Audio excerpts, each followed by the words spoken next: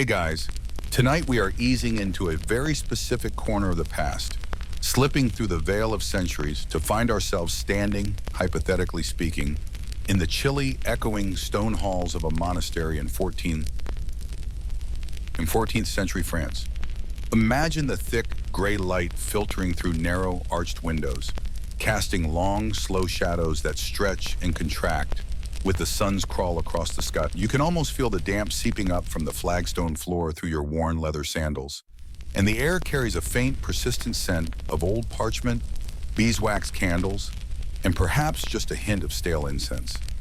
This isn't the bustling marketplace or the muddy village street. This is a place built for stillness, for contemplation, for a life lived at a different speed, dictated by the rhythmic peal of bells and the quiet turning of pages. It's a place where you might frankly die of sheer historical accuracy withdrawal if you stayed too long without Wi-Fi. So before you get comfortable, take a moment to like the video and subscribe, but only if you genuinely enjoy what I do here. Let me know in the comments where you're listening from tonight and what time it is there right now. Now dim the lights, maybe turn on a fan for that soft background hum, and let's ease into tonight's journey together. You are here, not really of course, but let's settle into the feeling of it. You are a silent observer, a wisp of consciousness drifting through these ancient stones. The building itself feels alive, but in a slow, geological kind of way. The stones harvested from the earth centuries ago hold the cold within them, a constant low temperature that seems to permeate everything. Your breath makes a tiny plume in the air, visible even indoors. Sound doesn't just travel here, it bounces, lingers, and dies slowly. A dropped book echoing down a corridor feels like an explosion. The scrape of a wooden bench on stone floor sounds like grinding teeth. Most of the time, though, there is just silence. A deep, heavy, almost palpable silence, broken only by the intentional sounds of monastic life. Think about the quiet. It's not the quiet of a deserted house or a closed shop at night. It's a structured quiet, a deliberate absence of noise. These men, the monks who inhabit this space, have chosen this life, a life stripped back to essentials, a life where worldly clamor is actively rejected. They move with a quiet purpose, their heavy wool robes rustling faintly, their footsteps muffled by thick soles on the stone. Their voices, when they speak at all outside of prayer or necessary tasks, are kept low, often just above a whisper. It's a world of hushed tones and lowered gazes, a constant exercise in self-control and submission. Imagine trying to live like that today. Your phone would probably spontaneously combust from lack of stimulation within the first hour. Mine certainly would. The architecture itself enforces this. High walls, enclosed courtyards, thick doors.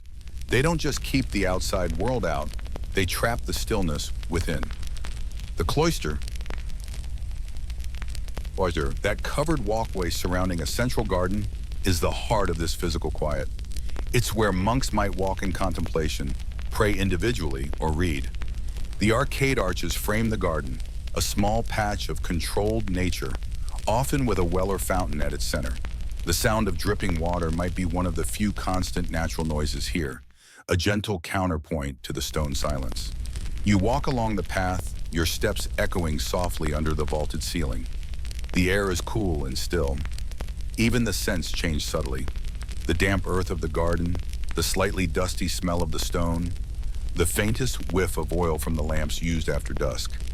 Life here revolves around a relentless schedule, dictated by the divine office. The cycle of daily prayers performed at specific hours throughout the day and night. Matins in the deepest dark before dawn, lauds as the first light appears, prime at sunrise, terce mid-morning, sext at noon, none mid-afternoon, vespers in the evening, and compline before sleep. 7 times a day, plus matins and lauds often combined. You'd need a calendar just to remember which prayers were happening when, though for the monks, it was etched into their very being. This constant rhythm underlies everything, a bedrock of sound and silence. Bells ring to summon them from whatever task they are performing, working in the fields, copying manuscripts, cooking, cleaning, and they drop everything to gather in the chapel, the Abbey Church, for prayer. The rest of the time, silence is the rule, especially in areas like the refectory, dining hall, where eating is often accompanied by a monk reading scripture aloud, or the cloister itself. Speaking of the refectory, mealtimes were another exercise in disciplined quiet. Food was simple, often vegetarian, centered around bread, beans, lentils, and vegetables from the monastery garden. Fish was permitted, but meat was often restricted or forbidden, a form of ascetic discipline. Imagine eating every meal in near total silence, listening only to someone reading aloud.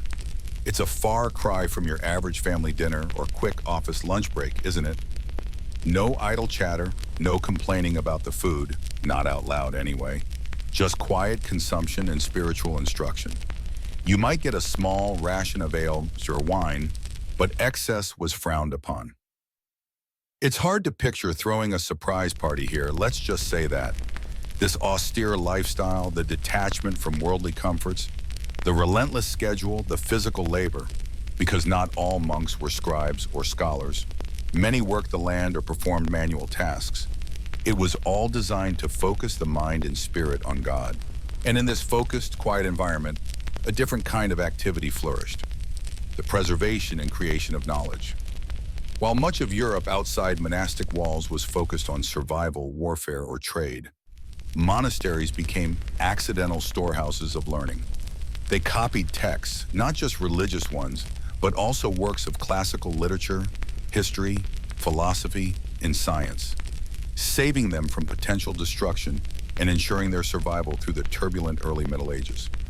It's a mainstream historical fact that without the painstaking work of monastic scribes, much of ancient knowledge would have been lost to us entirely. They were, in effect, the hard drives of the medieval world, archiving information one laborious page at a time. The living conditions were basic by modern standards. Monks typically slept in a common dormitory, often in individual cells or partitioned cubicles, but sometimes just on straw mattresses laid out on the floor. They usually slept in their clothes, ready to get up for matins in the deep night. Bathing was infrequent, seen more as a necessity for cleanliness than a comfort or luxury. Personal possessions were minimal, often limited to a few books, writing implements, and perhaps a small cross or devotional object. Everything was communal: the work, the prayer, the food, the sleeping quarters, reinforcing the idea of a shared life dedicated to a higher purpose. Historians still argue whether the strictness of these rules was universally applied, or if there was more variation and perhaps quiet bending of the rules than the official texts suggest. It's hard to know exactly what went on behind these thick stone walls all the time, isn't it? Were there whispered jokes after lights out, secret snacks hoarded? Probably not, but you never know. You might think of this existence as incredibly boring, and from a certain perspective, it probably was. Repetitive tasks, limited social interaction, a life lived largely within the same stone confines. But within this structured, silent world, there was also a deep intensity, a focus that is hard for us to grasp in our hyper-connected age. Every action, every thought was meant to have spiritual significance. Even the act of copying a text was considered a form of prayer, a way of engaging with the divine word. The scriptorium, the room where scribes worked, was often one of the coldest places in the monastery, requiring immense discipline to sit for hours, often in poor light, hunched over a desk, meticulously forming letter after letter. Imagine doing that all day, every day, without autocorrect or spell check. Gives you a new appreciation for your laptop, doesn't it?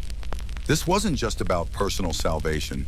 It was also about contributing to the spiritual and intellectual life of the community, and through that, the wider world. The books they copied weren't just for their own use. They were for other monasteries, for bishops, sometimes even for wealthy lay patrons. They were conduits of information, preserving the past and disseminating learning, however slowly, across the medieval landscape. This slow, deliberate pace was the norm. Travel was difficult and dangerous, communication was slow, and news spread person to person, village to village. A monastery, with its library and its network of connections to other religious houses, was like a quiet node in this slow-moving network of information. And within its stone heart, the library was the most precious treasure of all. You can sense its presence somewhere in the building, a repository of knowledge and thought. The intellectual core of this quiet, disciplined life. It is towards this silent sanctuary that the next beats of our story will inevitably lead us. So you are here, a phantom presence in this quiet stone world, drawn toward the heart of its intellectual life.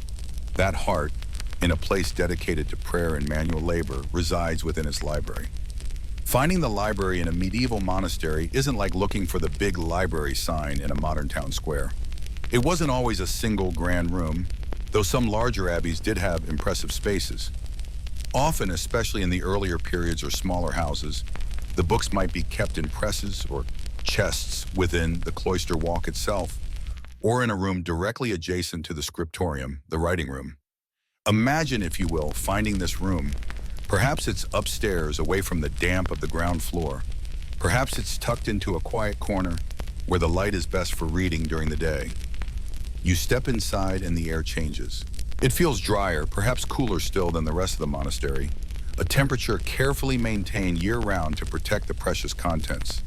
The primary scent here is one of old parchment, a dry, slightly musty smell, mixed with the faint, sweet scent of beeswax that might have been used to polish furniture or was simply present from the candles burned when daylight failed. Dust motes dance in the limited shafts of light that pierce through the narrow windows, perhaps glazed with thick, uneven glass that distorts the view of the outside world. These windows are likely high up to prevent theft and perhaps also to limit direct sunlight, which could damage the delicate inks and parchment. The room itself is simple but purposeful. Stone walls, perhaps whitewashed, absorb sound, contributing to the pervasive quiet. Along the walls you see presses, essentially large, sturdy cupboards or chests, where books might be stored horizontally, or perhaps rows of wooden shelves built directly into the walls. The books aren't standing upright like yours probably are on your bookshelves. They are often laid flat or stacked. This method helped preserve the often fragile bindings and prevented the heavy volumes from sagging. Some larger books, especially those used for reading aloud in the refectory or chapel, might rest on inclined reading stands. There might be a few sturdy wooden desks or tables where monks could sit to consult the books, their surfaces worn smooth by centuries of elbows and parchment edges. Look closer at the books themselves. They aren't the uniformly printed paperbacks you're used to. Each one is a unique artifact, painstakingly created by hand. They vary in size dramatically, from small, personal prayer books that could fit in a pocket, though pockets weren't quite like ours, to massive, heavy Bibles or liturgical texts that required two hands to lift and would sit on a special stand. The bindings are often wood-covered in leather, sometimes decorated with blind stamping, patterns pressed into the leather.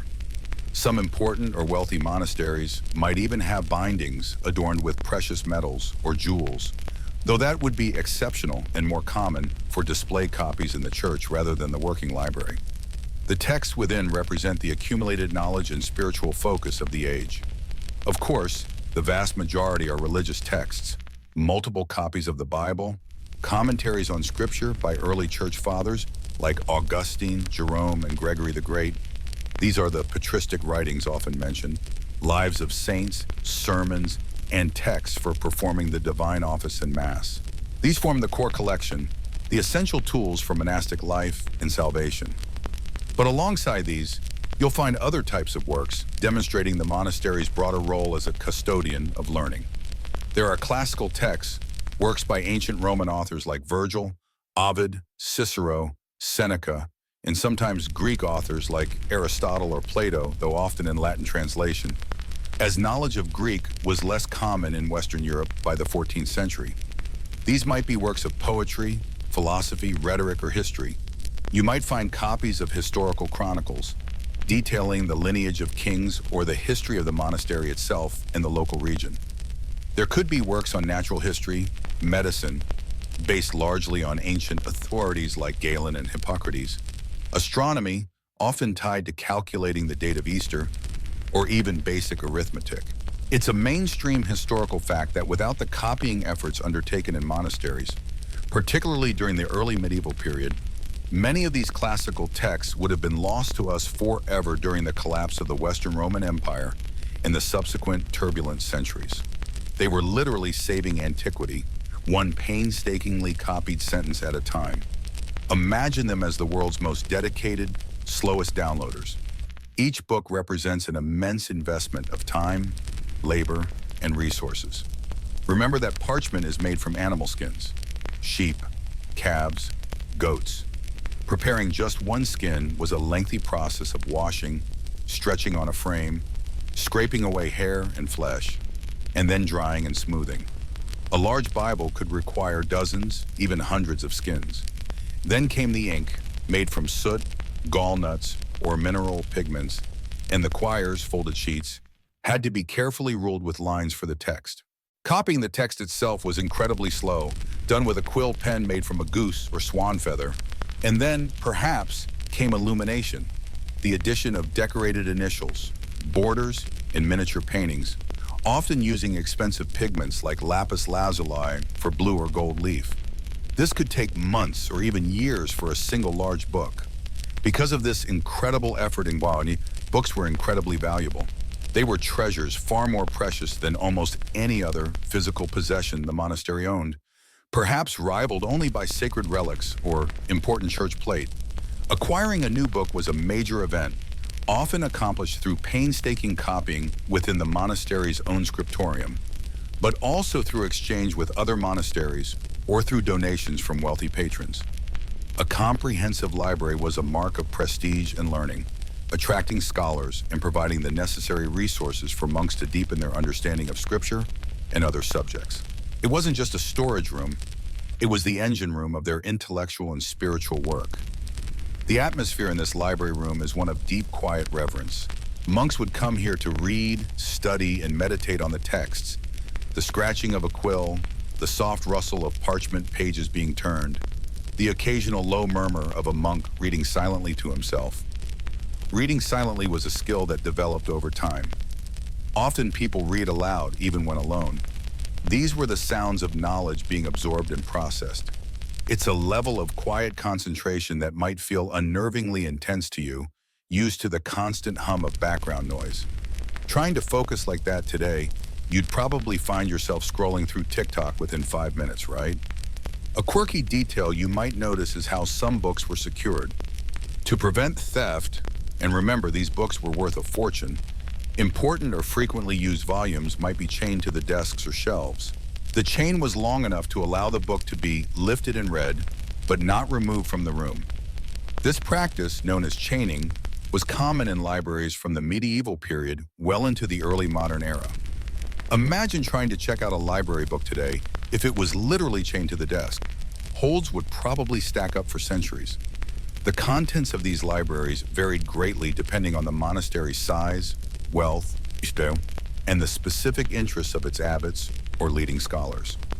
Did all monasteries have extensive collections of classical literature? Probably not. Was access to certain philosophical or scientific texts restricted even within the monastery? Possibly. Historians still argue whether the extent of monastic libraries and the breadth of knowledge they contained is sometimes overstated, focusing perhaps too much on the largest and most famous examples, while overlooking the smaller, more limited collections that were likely more typical. What exactly was available to the average monk seeking to expand his learning beyond the strictly religious texts remains a subject of ongoing scholarly debate. It's not as simple as walking into a university library today and browsing the stacks. Access was likely controlled, prioritized, and very much focused on supporting the primary goal: spiritual growth and service to God. But even with these limitations, the library was undeniably the repository of accumulated wisdom, the physical manifestation of the intellectual continuity stretching back through centuries.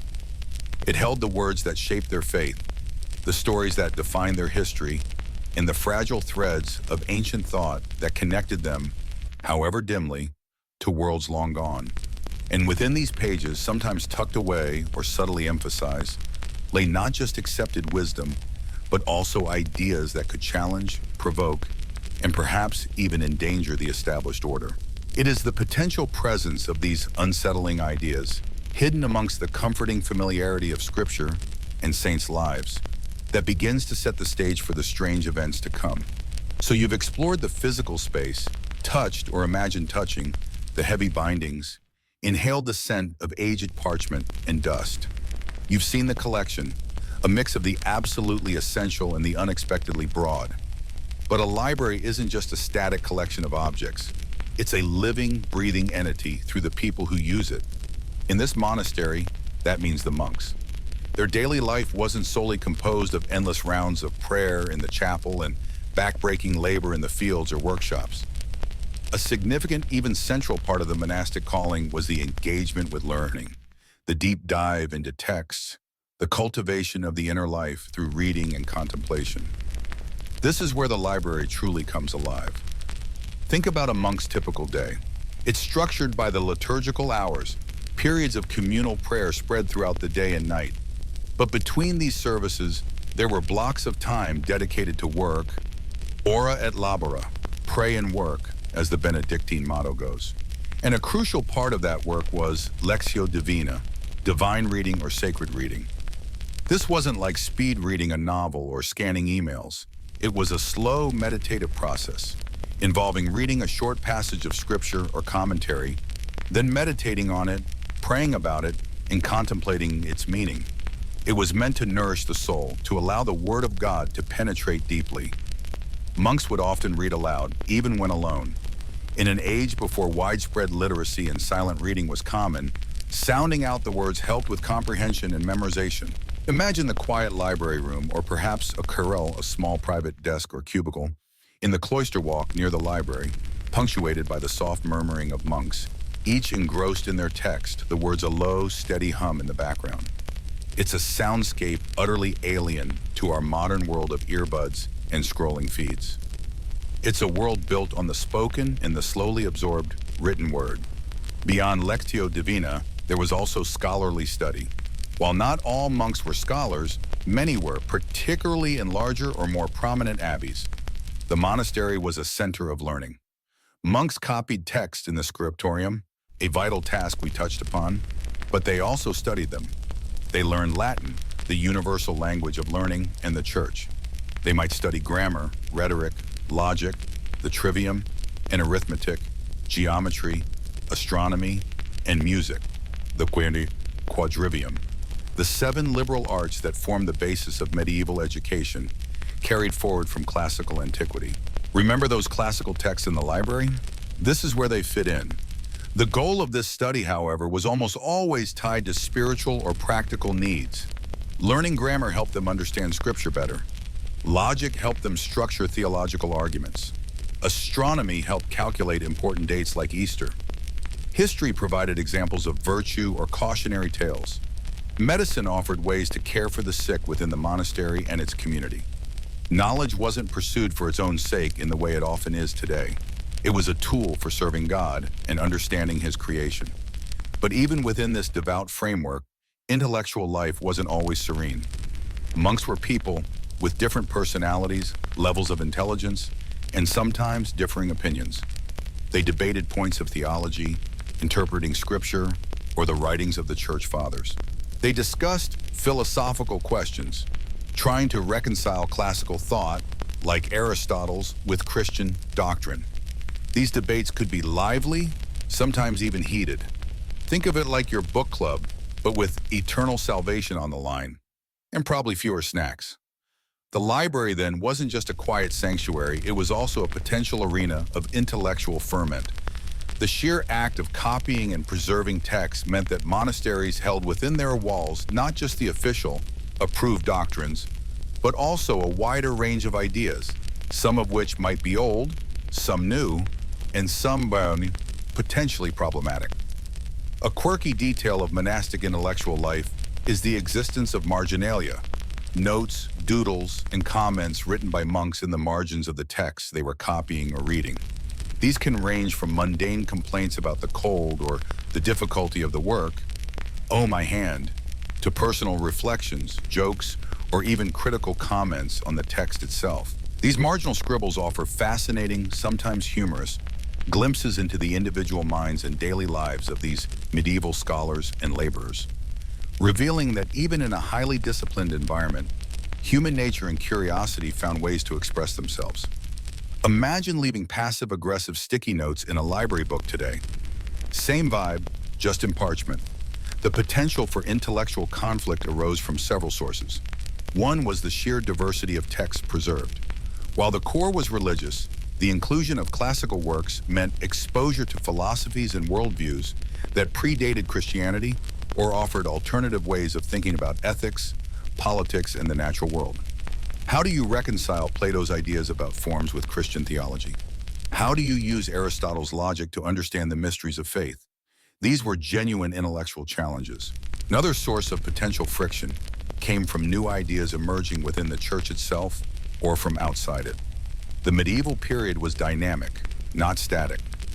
New theological schools of thought developed. Universities began to emerge in towns outside the cloister walls, though monasteries often had schools too. And ideas filtered in from other cultures, particularly through contact with the Byzantine Empire and the Islamic world, especially in Spain and Sicily, bringing knowledge of Greek science, philosophy, and medicine. These external influences could be viewed with suspicion. While some scholars actively sought out and translated texts from Arabic or Greek, bringing in works by figures like Aristotle with Arabic commentaries, or the medical writer Avicenna, others were wary of ideas that didn't fit neatly within established Christian doctrine. A mainstream historical fact is that the reintroduction of the full corpus of Aristotle's works into Western Europe in the 12th and 13th centuries, often through Latin translations from Arabic, caused a major intellectual stir. His emphasis on reason and the study of the natural world challenged some traditional ways of thinking and required significant effort by theologians like Thomas Aquinas to integrate into Christian philosophy. So within the quiet walls of the library, you had monks diligently copying Augustine on one desk, another carefully studying a medical text based on Galen, and perhaps a younger, more restless mind poring over a recently acquired copy of Aristotle's Metaphysics. This wasn't just about preserving the past. It was about actively engaging with ideas, interpreting them, and sometimes wrestling with them. And this is where things get potentially complicated. What happens when a monk encounters an idea in a book that seems to contradict church teaching? What if a text contains views deemed heterodox or even heretical? What if a secular work is interpreted in a way that seems to undermine monastic discipline or the authority of the abbot? The library, intended as a tool for spiritual growth and the glorification of God, could also become a repository of potentially dangerous thoughts. Historically, monasteries played a complex role regarding controversial ideas. On the one hand, they were pillars of orthodoxy, places where correct doctrine was taught and preserved. They were involved in combating heresy and promoting approved theology. On the other hand, by preserving a wide range of texts and fostering intellectual inquiry, they also inadvertently, or sometimes intentionally, kept alive ideas that were outside the mainstream or that later generations would view critically. Consider the role of debate. While formal disputations were more characteristic of emerging universities, intellectual discussion was part of monastic life. Monks shared their readings, discussed interpretations, and sometimes argued different sides of a theological or philosophical question. This is healthy for intellectual growth, but it also means that potentially unsettling ideas, once encountered in a book, could be discussed, disseminated within the community, and perhaps even gain traction among some members. Historians still argue whether medieval monastic libraries were primarily passive repositories of tradition or active centers of intellectual innovation and potential dissent. Was the average monastery library a dynamic space where a wide variety of ideas were debated, or was it primarily focused on reinforcing established doctrine, with problematic texts either ignored, censored, or kept strictly out of sight? It's likely that the reality varied greatly depending on the specific monastery, its leadership, and the individuals within it. But the potential for unease, for conflicting ideas to surface from the silent pages of a manuscript, was always present. Imagine a monk stumbling upon a text that proposes a radically different interpretation of a key scripture passage, or that questions the established hierarchy of the church. or that simply promotes a more secular way of understanding the world than the monastery usually allows. Such a discovery wouldn't just be an academic curiosity, it could be deeply unsettling, potentially causing spiritual distress, intellectual confusion, and even conflict within the community if discussed openly. The atmosphere in this library, while quiet, carries the weight of centuries of thought, debate, and spiritual striving. It holds the comfort of familiar prayers and approved wisdom, but also, potentially, the seeds of doubt, the echoes of forgotten controversies, and ideas that might challenge the very foundations of their ordered world. It's this hidden potential, this quiet collection of ink on parchment, that will eventually intersect with events outside the monastery walls, leading to a decision that seems drastic, unprecedented, and perhaps, in their eyes, absolutely necessary. The stage is set for the books themselves to become not just tools of salvation, but objects of suspicion. So you've explored the physical space, touched or imagined touching the heavy bindings, inhaled the scent of aged parchment and dust. You've seen the collection, a mix of the absolutely essential and the unexpectedly broad. You've considered the monks who live there, their days shaped by prayer, work, and deep engagement with these very texts. A world both structured and, as we saw, capable of intellectual ferment. But remember, the monastery wasn't an island, sealed off from the world. At least not yet. It existed within a wider, complex, and rapidly changing society. And it was the rumblings and shifts in that external world that would eventually contribute to the fear that led to that drastic act. Imagine stepping outside the monastery walls, leaving the scent of beeswax and ink behind. The 14th century wasn't just a continuation of the static medieval image you might hold in your head. It was a period of significant, sometimes turbulent, change. One of the most visible shifts was the growth of towns and cities. While life in the countryside remained dominant for most people, urban centers were becoming increasingly important. These weren't just clusters of peasants anymore. They were hubs of trade, crafts, and new forms of social organization. Think about the sounds and smells of a medieval town compared to the quiet, ordered life of the cloister. Instead of chanted prayers, you'd hear the clang of the blacksmith, the calls of merchants hawking their wares, the chatter of people speaking vernacular languages, not just Latin, the general hustle and bustle of commerce. The smells would be a mix of bakeries, tanneries, stables, and unfortunately, often less pleasant things due to rudimentary sanitation. It was a different rhythm of life, driven by the market bell rather than the church bell alone. This growth of towns was tied to a changing economy.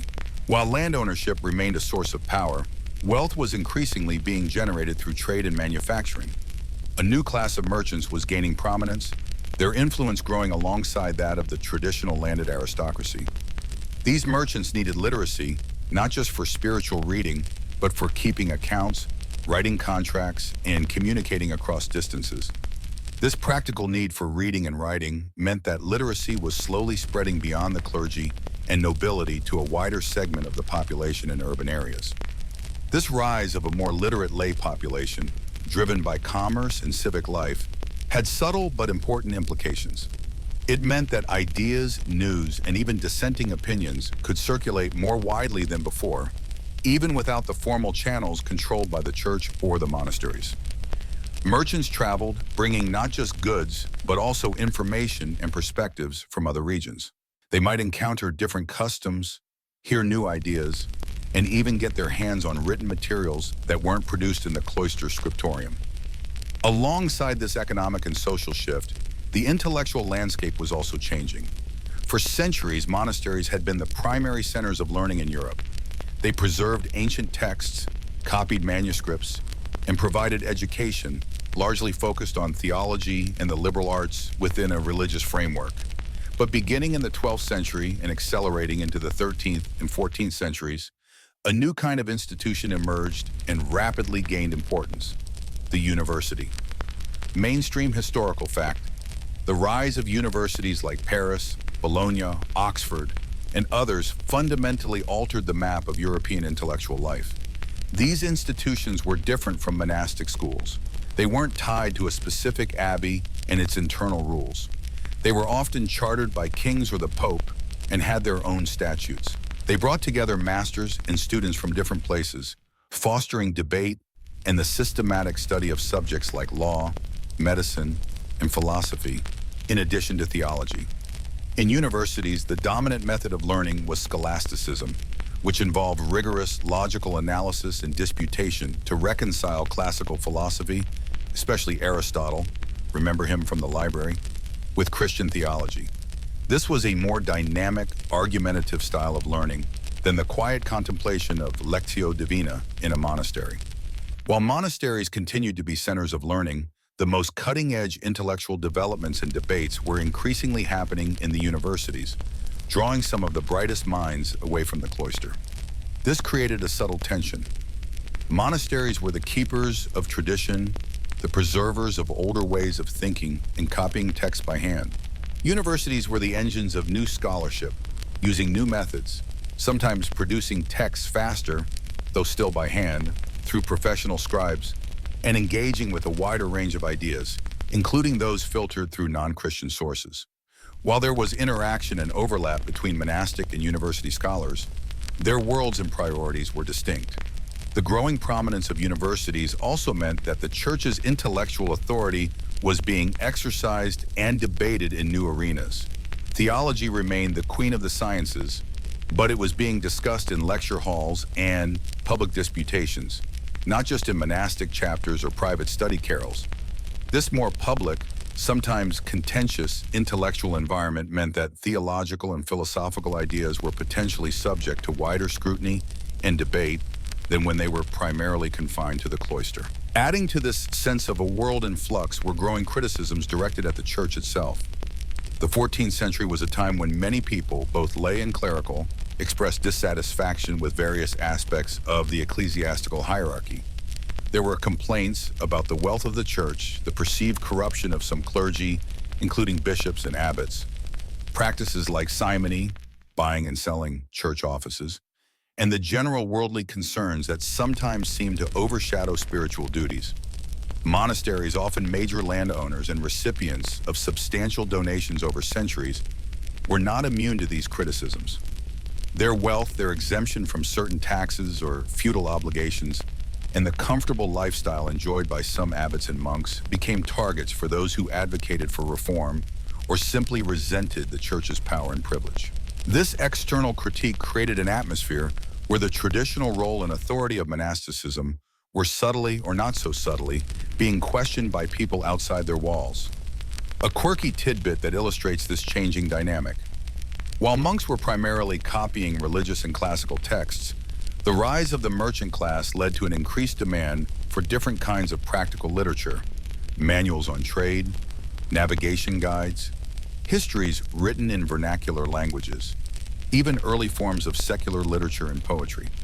This showed a diversification of knowledge interests outside the purely spiritual or classical sphere that dominated monastic libraries, reflecting the changing concerns of society. Imagine a monk hearing about someone eagerly reading a book on accounting methods instead of Augustine. It probably seemed very strange and maybe a little alarming to them. Politically, the 14th century was also unstable. The relationship between the Pope, the head of the Universal Church, and the emerging powerful monarchs of Europe was increasingly fraught. Kings like Philip IV of France were asserting greater control over the church within their own realms, challenging the Pope's authority on matters like taxation and legal jurisdiction over clergy. This tension sometimes erupted into open conflict, further undermining the perception of a unified, stable church and creating political uncertainty that affected all church institutions, including monasteries. Historians still argue whether these external changes, the rise of towns and universities, economic shifts, and growing criticisms, represented a fundamental challenge to the medieval order, or were simply new elements being integrated into existing structures. Was the 14th century a period of decline for traditional institutions like monasteries? Or were they adapting, albeit slowly and sometimes reluctantly, to a new reality? It's a complex question, with evidence supporting both sides, depending on the specific region and time period you look at. But regardless of the overall interpretation, it's clear that the comfortable, familiar world in which monasteries had thrived for centuries was shifting. These external pressures didn't just disappear, they seeped into the consciousness of those within the cloister. Monks came from families in this changing society. They might hear news from visitors, from other clergy, or during necessary trips outside the monastery walls. They were aware, to varying degrees, of the criticisms leveled against the church, the political instability, and the new ways of thinking emerging in universities. This growing awareness of a world outside the monastery that was increasingly critical, complex, and unpredictable could easily fuel anxiety within the cloister. If the church's authority was being questioned, if traditional sources of wealth and power were being challenged, if new ideas were circulating that seemed to undermine established doctrine, where did that leave the monks and their way of life? The solid ground beneath them seemed less stable than it once had. The monastery, which aspired to be a place of spiritual refuge and stability, found itself inextricably linked to this turbulent external world. Its economic survival depended on managing its lands and receiving donations from people affected by economic changes. Its intellectual life was now just one stream within a wider, faster-flowing current. Its spiritual authority was facing questioning from both within and outside the church.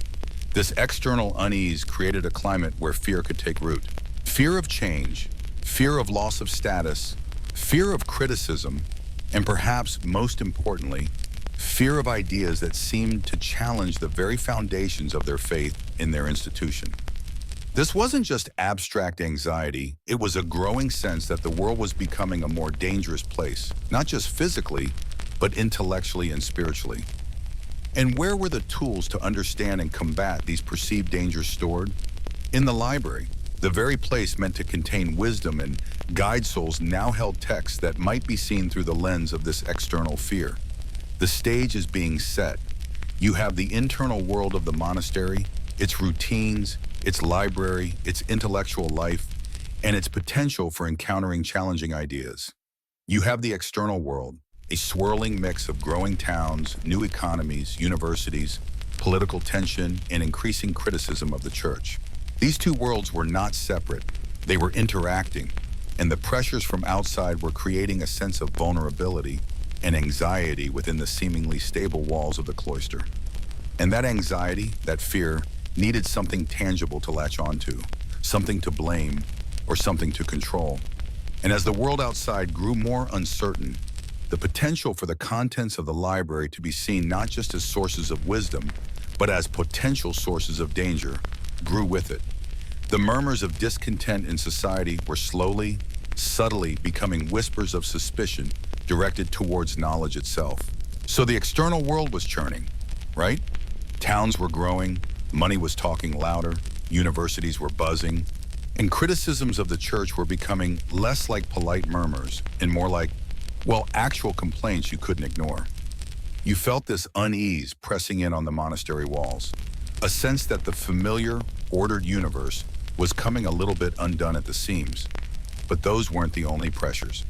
The 14th century decided, apparently, that merely being dynamic wasn't enough. It needed to throw in some truly catastrophic, terrifying events to really spice things up.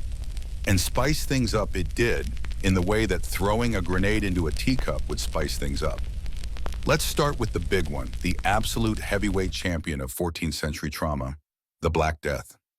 It arrived in Europe in the mid-1340s, sweeping across the continent with terrifying speed and lethality. Imagine you're a monk in this monastery, maybe around 1348 or 1349. News is coming in, first as vague, horrifying rumors from port cities, then closer, reports of entire villages decimated, of people dropping dead within days of showing symptoms. You might hear about ships drifting ashore with no one alive on board, or carts piled high with bodies in the nearest town. It's an enemy you can't see, can't fight with swords or logic, and that strikes seemingly at random. The mortality rate was staggering. Estimates vary, but it's widely accepted that somewhere between 30% and 60% of Europe's population died in just a few years. Think about that. Half the people you know, gone. Your family members back home, gone. Fellow monks in the cloister, gone. The baker who brought the monastery bread, gone. It wasn't just individuals, it was the fabric of society being ripped apart. Labor was suddenly scarce. Traditional hierarchies were disrupted, and the sheer, overwhelming grief and fear were constant companions. Trying to keep up with burying the dead was a logistical nightmare, let alone performing the proper rites. Imagine the smell, even just outside the walls, if it reached your area. Ugh. For people living through this, it wasn't just a disease. It was often interpreted as a divine punishment. Why else would something so indiscriminate and devastating happen? This interpretation fueled intense religious fervor for some, flagellants wandering the land, whipping themselves publicly to atone for their sins, and profound questioning and doubt for others. If God was unleashing this plague, what did it mean? Was the world ending? Had the church failed? Was this punishment for something specific? This climate of fear, guilt, and apocalyptic anxiety saturated everything, including the monastery. Within the cloister, the Black Death could be particularly devastating. Monastic life involves communal living, which is terrible for containing contagious diseases. Monks cared for the sick, performed last rites, and buried the dead, exposing themselves constantly. Many monasteries lost large numbers of their members. Sometimes entire communities wiped out or reduced to a handful. The carefully built structures of religious life, dependent on a certain number of hands for chores, prayers, and copying manuscripts, were shattered. A scriptorium that once had 10 active scribes might suddenly have 2. An abbot, prior, cellarer, and infirmarian might all die within weeks. It was chaos and profound loss. Now connect this back to the library. In a world reeling from such inexplicable horror, where did you turn for understanding? For comfort? For answers about divine judgment and salvation? The library held the accumulated wisdom of centuries, the theological treatises, the interpretations of Scripture, the lives of saints. But did it contain the right answers for this level of crisis? If the established prayers and penitential practices weren't stopping the plague, maybe something was wrong with the understanding derived from these books. Or maybe more terrifyingly, some of the books contained ideas that had angered God and brought this upon them. This era of plague sowed fertile ground for suspicion and radical thinking. Mainstream historical fact. The Black Death's impact wasn't just demographic. It had profound social, economic, and psychological consequences across Europe, fundamentally altering the late medieval world and weakening the authority of many traditional institutions, including aspects of the church. But the plague wasn't the only source of anxiety. The 14th century also saw major crises within the leadership of the church itself. Remember how the Pope's authority was being challenged by kings like Philip IV of France? Well, that tussle led to the Pope moving the papal court from Rome to Avignon in what is now France, starting in 1309. This period, known as the Avignon Papacy, lasted for about 70 years, sometimes called the Babylonian captivity of the papacy by its critics, comparing it to the Israelites' exile in Babylon. While the popes in Avignon were legitimate from a canonical perspective, their residence there under the strong influence of the French monarchy was deeply unsettling to many. It seemed wrong, a betrayal of Rome's historical and spiritual significance. It fueled accusations of corruption, worldliness, and being overly subservient to French interests. You had 2 sets of cardinals, one in Rome and one in Avignon, and things got really messy. Things went from messy to outright catastrophic in 1378 when the Western Schism began. After the return of the papacy to Rome, a disputed papal election resulted in 2 men claiming to be the legitimate pope, one in Rome, one who eventually returned to Avignon. Later, there was even a period with 3 competing popes. Imagine the confusion and despair. Your spiritual leader, the supposed vicar of Christ on earth, the ultimate authority on matters of faith and salvation, was uncertain. Which one did you obey? Which one could offer true absolution? For monks whose entire lives were structured around serving all and the church hierarchy, this was profoundly disorienting. Your abbot might side with the Roman Pope, while a neighboring monastery supported the Avignon Pope. Kings and political powers across Europe lined up behind one claimant or the other, often for political reasons, further blurring the lines between spiritual truth and worldly power struggles. It was an existential crisis for the institutional church, and by extension, for those within it. This schism amplified existing criticisms of clerical corruption and the church's wealth. If the popes themselves were behaving like squabbling politicians, living in luxury while Christendom was ravaged by plague, what did that say about the whole system? Where did you find spiritual certainty in a world where even the highest spiritual office was contested and seemingly tainted by worldly concerns? This uncertainty could easily spill over into how texts were viewed. If the ultimate interpreters of doctrine were themselves suspect, maybe their interpretations in the texts they relied upon needed closer scrutiny. Or maybe the problem wasn't the texts themselves, but the way they were being used or ignored.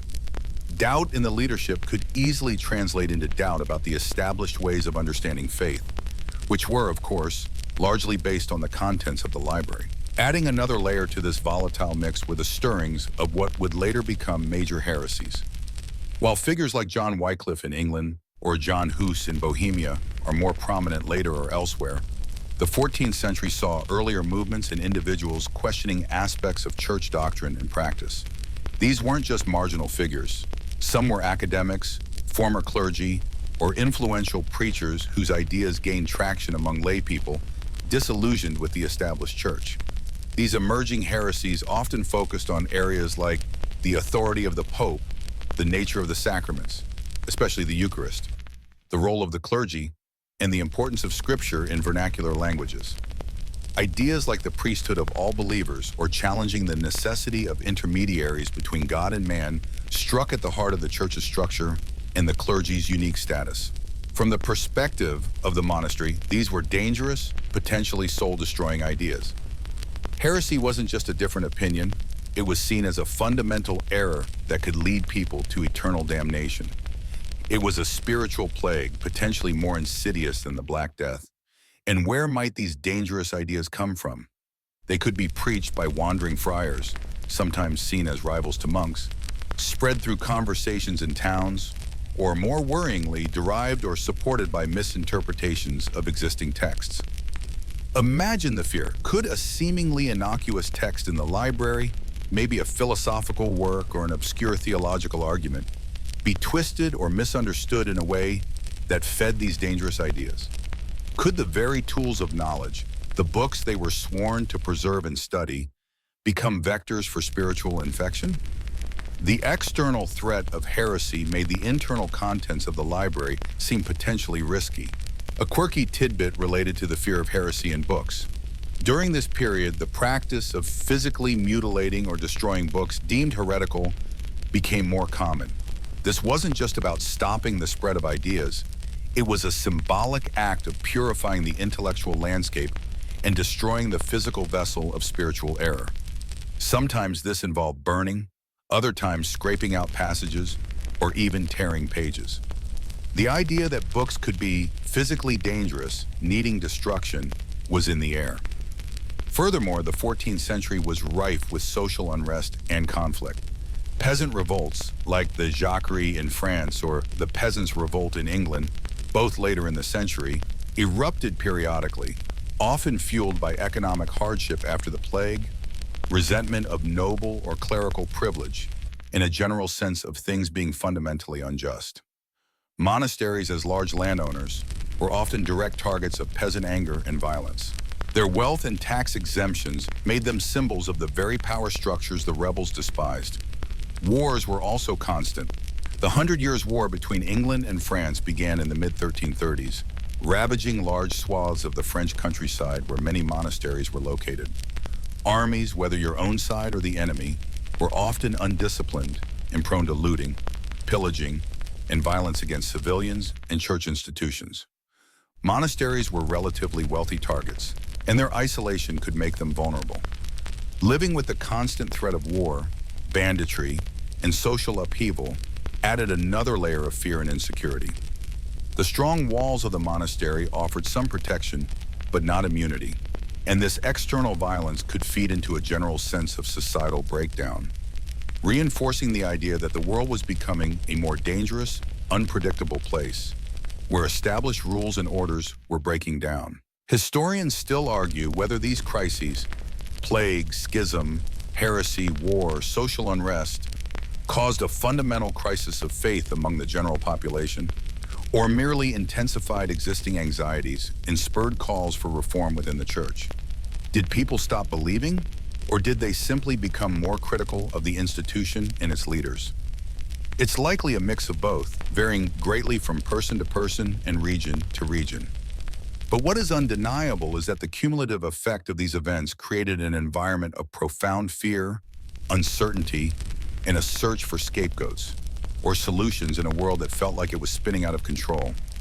For the monks, isolated in their cloister, yet acutely aware of the chaos outside through travelers, visitors, and news, this turbulent external world was deeply unsettling.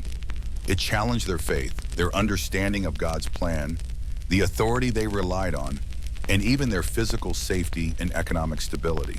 The external crises amplified their internal anxieties. In such a climate, the library, the repository of knowledge and wisdom, could easily be reevaluated. What if some of the knowledge wasn't wisdom at all, but error? What if certain books contained ideas that were subtly undermining faith, contributing to the very heresies and doubts that were rampant outside? What if misinterpreting certain passages led to behaviors that angered God and brought the plague? When you are afraid, truly deeply afraid of forces you can't control, sickness, divine wrath, social collapse, spiritual error, you look for something you can control. And within the monastery walls, amidst the chaos, the library represented a controllable space. Its contents, its arrangement, its access, these were things the monks could potentially manage, perhaps in a desperate attempt to impose order on a world that felt completely out of their grasp. The fear generated by the external crises began to focus inward, landing on the most potent and potentially dangerous thing within their direct control: the books themselves. The library, once a sanctuary of learning and piety, was becoming a place viewed with increasing apprehension. The lines between orthodox wisdom and dangerous knowledge seemed blurrier in the dim, plague-ridden light of the 14th century. The world outside wasn't just noisy and dynamic, it was terrifying. And the monastery, like a ship in a storm, felt the full force of the waves. Sealing the library was perhaps a desperate attempt to batten down the hatches against a tempest that was both external and, increasingly, felt internal, threatening the very soul of the community. You felt the tremor of that external chaos right here, inside these supposedly quiet walls. The plague, the schism, the whispers of new dangerous ideas circulating out there, they didn't just stay outside. They seeped under the doors, through the cracks in the stone, carried on the wind and the worried faces of visitors or returning brothers. And as those external anxieties mounted, as the world seemed to tilt precariously on its axis, the focus of fear began to shift. Subtly at first, then with increasing intensity, towards the very heart of the monastery's purpose, its knowledge, towards the library. Remember how I mentioned the established order was under pressure? The Pope's authority fractured, kings challenging the church, social hierarchies strained to breaking point by mass death. In such a world, the bedrock of certainty felt shaky. And if the traditional interpreters of truth were in question, the Pope in Avignon or Rome, the bishop who sided with one over the other, then what about the sources of that truth? What about the books themselves? This wasn't just a vague worry, it was a very specific, deeply ingrained fear in the medieval mindset. The fear of spiritual error, of heresy. Heresy wasn't just an academic disagreement, it was seen as a contagious disease of the soul, a path leading straight to eternal damnation. And where did these soul plagues originate? Often it was believed from misinterpreting scripture, from following false prophets, or from ideas contained in texts that seemed innocuous but were, in fact, spiritually poisoned. Imagine you're a monk, dedicating your life to prayer, study, and copying sacred texts. Your salvation and the salvation of those around you depends on clinging to true doctrine. But now, the air outside feels thick with doubt and dissent. You hear reports of people questioning the sacraments, challenging the authority of priests, even suggesting that the church's wealth is an affront to God. These are seismic, terrifying ideas. And your immediate thought might be, where are these ideas coming from? Could they be lurking within our own walls? Within our own books? The library, which was meant to be a sanctuary of divine and human wisdom, could suddenly start to feel like a potential breeding ground for spiritual infection.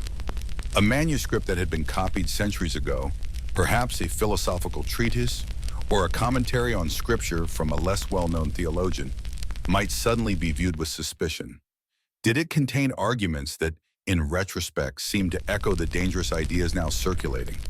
Could a seemingly harmless passage be twisted or misunderstood in a way that led a weaker brother astray? This wasn't entirely new, of course. The church had always had a system for identifying and condemning heresy, and certain books had been banned or burned before. But the scale of the crises in the 14th century, particularly the schism, meant that the lines between orthodoxy and potential error felt incredibly blurry. Who was the ultimate authority to judge a text if the ultimate earthly authority, the Pope, was duplicated or disputed? It was like trying to navigate a minefield with two different, contradictory maps. Wait, did the Roman Pope condemn this interpretation or the Avignon one? Does it even count if the other one approved it? My head hurts. The anxiety grew because the stakes were infinite. It wasn't just about being wrong, it was about risking damnation, both for yourself and potentially for others who might read these texts. If you, as a guardian of the library, knew a book contained something that could lead someone to heresy, wasn't it your duty, a sacred duty, to prevent that, even if you weren't entirely sure? The uncertainty amplified the fear. Better safe than eternally sorry, right? Though in this case, safe might mean depriving yourself of knowledge. Furthermore, the medieval worldview often didn't neatly separate disciplines like we do today. Theology, philosophy, science, such as it was understood, medicine, astrology, they were all often intertwined. So a text that might be primarily philosophical could contain theological implications that were now viewed as suspect. A book on the natural world might contradict interpretations of creation found in Scripture, leading to concerns about its spiritual safety. It was a holistic fear where intellectual error could easily slide into spiritual peril. Think about the process of copying texts, which was a core activity in many monasteries. You would sit for hours meticulously transcribing words onto parchment. But now, as you copied, a nagging doubt might creep in. Were these the true words? Had there been errors introduced over centuries of copying? Or worse, were the original words themselves flawed or dangerous? Every letter, every phrase could become an object of intense scrutiny and potential anxiety. It added a layer of stress to an already arduous task, making you wonder if you were contributing to the spread of light or accidentally opening Pandora's box. Copying a recipe for terrible medieval beer might have felt like a spiritual relief compared to transcribing complex theological arguments. This era also saw an increased emphasis on controlling access to certain types of knowledge. As literacy slowly grew, especially among the merchant class and in universities, the church became more concerned about who was reading what and how they were interpreting it, particularly Scripture. The idea of Scripture in the vernacular, which later became a major point for reformers, was already viewed with suspicion by some who felt lay people or even unlearned clergy might misinterpret its complex truths without proper guidance. The library, as the repository of authoritative texts, became a focal point for this control. You can imagine the discussions within the monastery. Brothers arguing over the merits of a particular commentary. The abbot receiving nervous letters from the local bishop about heresies reported in nearby towns. The weight of responsibility pressing down. Was it better to risk having a potentially dangerous book, hoping no one would be led astray, or to lock it away just in case? Given the climate of fear and the perceived cosmic stakes, eternal damnation, locking it away might start to seem like the responsible, even pious choice. One mainstream historical fact that illustrates this climate, while not solely focused on libraries, the intensification of the Inquisition's activities, particularly in areas grappling with heresy like southern France, though less active than in previous centuries, the institutional framework, and fear it remained, reflected the broader church's determination to root out and control dissenting thought. The very existence of such a powerful institution dedicated to policing belief certainly contributed, to an environment where monks would feel pressure to ensure their own intellectual house was in order. You didn't want the inquisitor knocking on your monastery door asking uncomfortable questions about the contents of your scriptorium. The types of texts causing concern weren't always obviously heretical. Sometimes it was philosophical works that seemed to give too much weight to human reason over divine revelation, or texts on astrology that seemed to suggest the stars held sway over divine will. Think about the reception of rediscovered classical text. Aristotle, for example, was immensely influential, but some of his ideas about the eternity of the world or the nature of the soul seemed to clash with Christian doctrine. Scholarly debate arose about how to reconcile faith and reason, but in a time of heightened anxiety, simply possessing or studying a text that contained potentially conflicting ideas could feel risky. There was also anxiety about texts from other religious traditions or even obscure Christian sects from the past. Did your library hold copies of arguments made by long-condemned heresies, perhaps copied centuries ago before their danger was fully recognized? Were there texts brought back from crusades or travels that contained information about Islam or other faiths that could be viewed as corrupting? The sheer volume and diversity of the medieval library meant there was a lot of material that could, in a fearful climate, be interpreted as potentially problematic. A quirky or fringe tidbit related to this.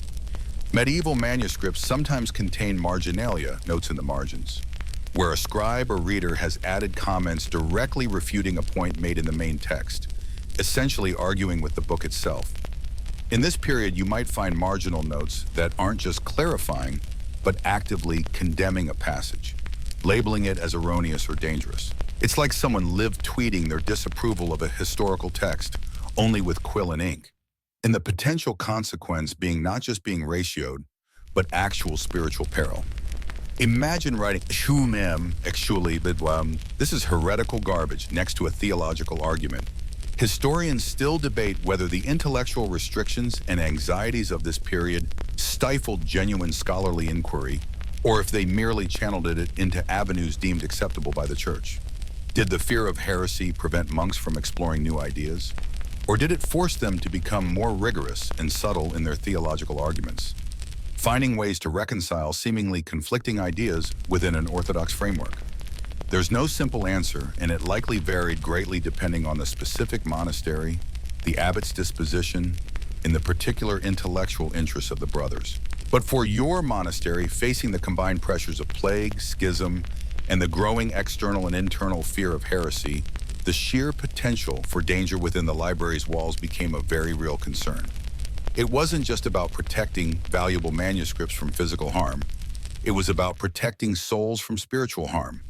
The fear was that the books themselves could be vectors for spiritual disease, spreading doubt and error just as the plague spread sickness. This fear was amplified by the feeling of losing control over the external world. The plague was unstoppable. The political maneuvering of popes and kings felt beyond their influence. Social unrest was unpredictable and violent. But the library? The library was within their control. They were the guardians of its contents. If they couldn't fix the world outside, maybe they could at least ensure the purity and safety of the knowledge within their immediate sphere. Locking away questionable books felt like a concrete action they could take in a world where most actions felt futile against overwhelming forces. Think about the weight of that responsibility. Every book, every scroll, represented not just information, but potential spiritual power. For good or ill, the decision to keep or remove a text wasn't just administrative, it was freighted with immense spiritual significance. Was this commentary divinely inspired wisdom, or a subtle trap laid by the devil? Was this philosophical text harmless contemplation, or a gateway to doubt? The inability to be absolutely certain was, in itself, a source of profound anxiety. The process of identification would have been fraught. Who decided a text was dangerous?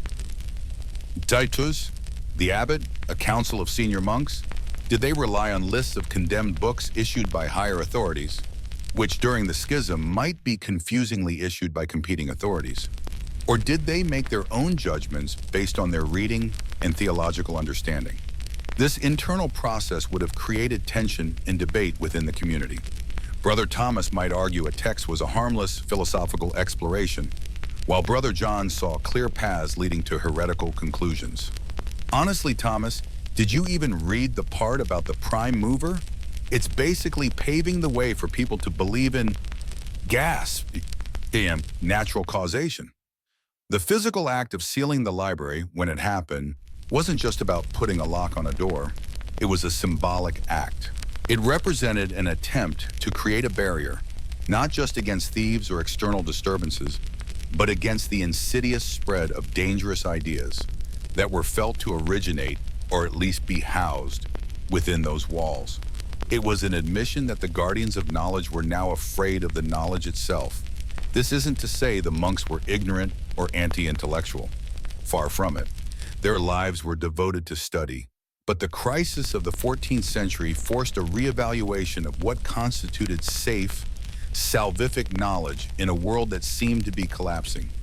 The fear wasn't of knowledge per se, but of knowledge gone wrong, of wisdom twisted into error, of truth becoming heresy. And in a time of overwhelming uncertainty, the perceived risk associated with certain books became too high to bear. So the decision to seal the library wasn't just a practical measure, it was a spiritual and psychological response to a world gone mad. It was an attempt to purify their intellectual space, to quarantine potentially infectious ideas, and to protect themselves and their community from what they saw as spiritual danger emanating from within their own cherished collection. The fear of the books was a direct consequence of the fear of the external world, amplified and internalized. They looked at the library, once a source of light, and saw the potential for shadow. So that simmering fear we talked about, the one that saw potential heresy lurking in every dusty corner of the library, couldn't just stay as a vague, unsettling feeling. Fear, especially in a monastery where structure and rules were paramount, demanded action. It demanded control. If the outside world was uncontrollable chaos, then their inner world, their sanctuary of knowledge, had to be made safe, purified. And purification, in this context, meant implementing layers of control, ratcheting up the security, long before anyone even considered putting a final, definitive seal on the doors. Imagine the discussions in the chapter house. Hushed tones, worried brows. Brother Michael found a passage in the commentary on Isaiah that seems to question the Immaculate Conception, Abbot. Has anyone properly reviewed the copy of Pseudo-Dionysius? I heard whispers it contains Neoplatonic ideas that could be problematic. The air would have been thick with suspicion, fueled by the anxieties of the plague and the schism. Every monk, from the most learned to the humblest novice, was now a potential guardian, and potentially a nervous watchdog. The first, most logical step in tightening control would be a rigorous, almost fearful re-examination of the library's contents. This wasn't just a routine inventory to see which scrolls were crumbling. It was a theological and philosophical audit. It was like going through your email inbox after a security breach, suddenly suspicious of every single message, even the ones from Grandma. Except the stakes were eternal damnation, not just a phishing scam.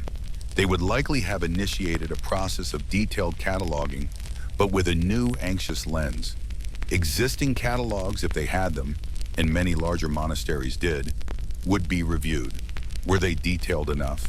Did they just list titles and authors, or did they include descriptions of content? Perhaps they started adding notes, contains commentary on Aristotle, includes astrological charts, discusses the nature of grace, needs careful review. This wasn't just administration, it was the creation of a watch list. Every entry would be scrutinized. Is this author known to be entirely orthodox? What sources did they use? What are the potential interpretations of this text? Think about the sheer physical labor involved. Hauling heavy manuscripts, unrolling brittle scrolls, poring over dense Latin script under flickering candlelight, all while carrying the mental burden of judging the spiritual safety of the words within. Your back aches, your eyes strain, and your mind races with theological anxieties. Is this sentence okay? Or does it subtly undermine free will? Oh God, what if I'm misinterpreting it and condemning a perfectly fine book? It was intellectual work layered with spiritual dread. This recataloging effort would have been slow, painstaking, and likely incomplete. The library was vast. Remember, it was significant for its time. There were texts in various states of decay, texts whose authorship was uncertain, texts copied with errors over centuries. Trying to definitively label everything as safe or risky was an impossible task, which, of course, only heightened the anxiety. The very uncertainty was part of the problem.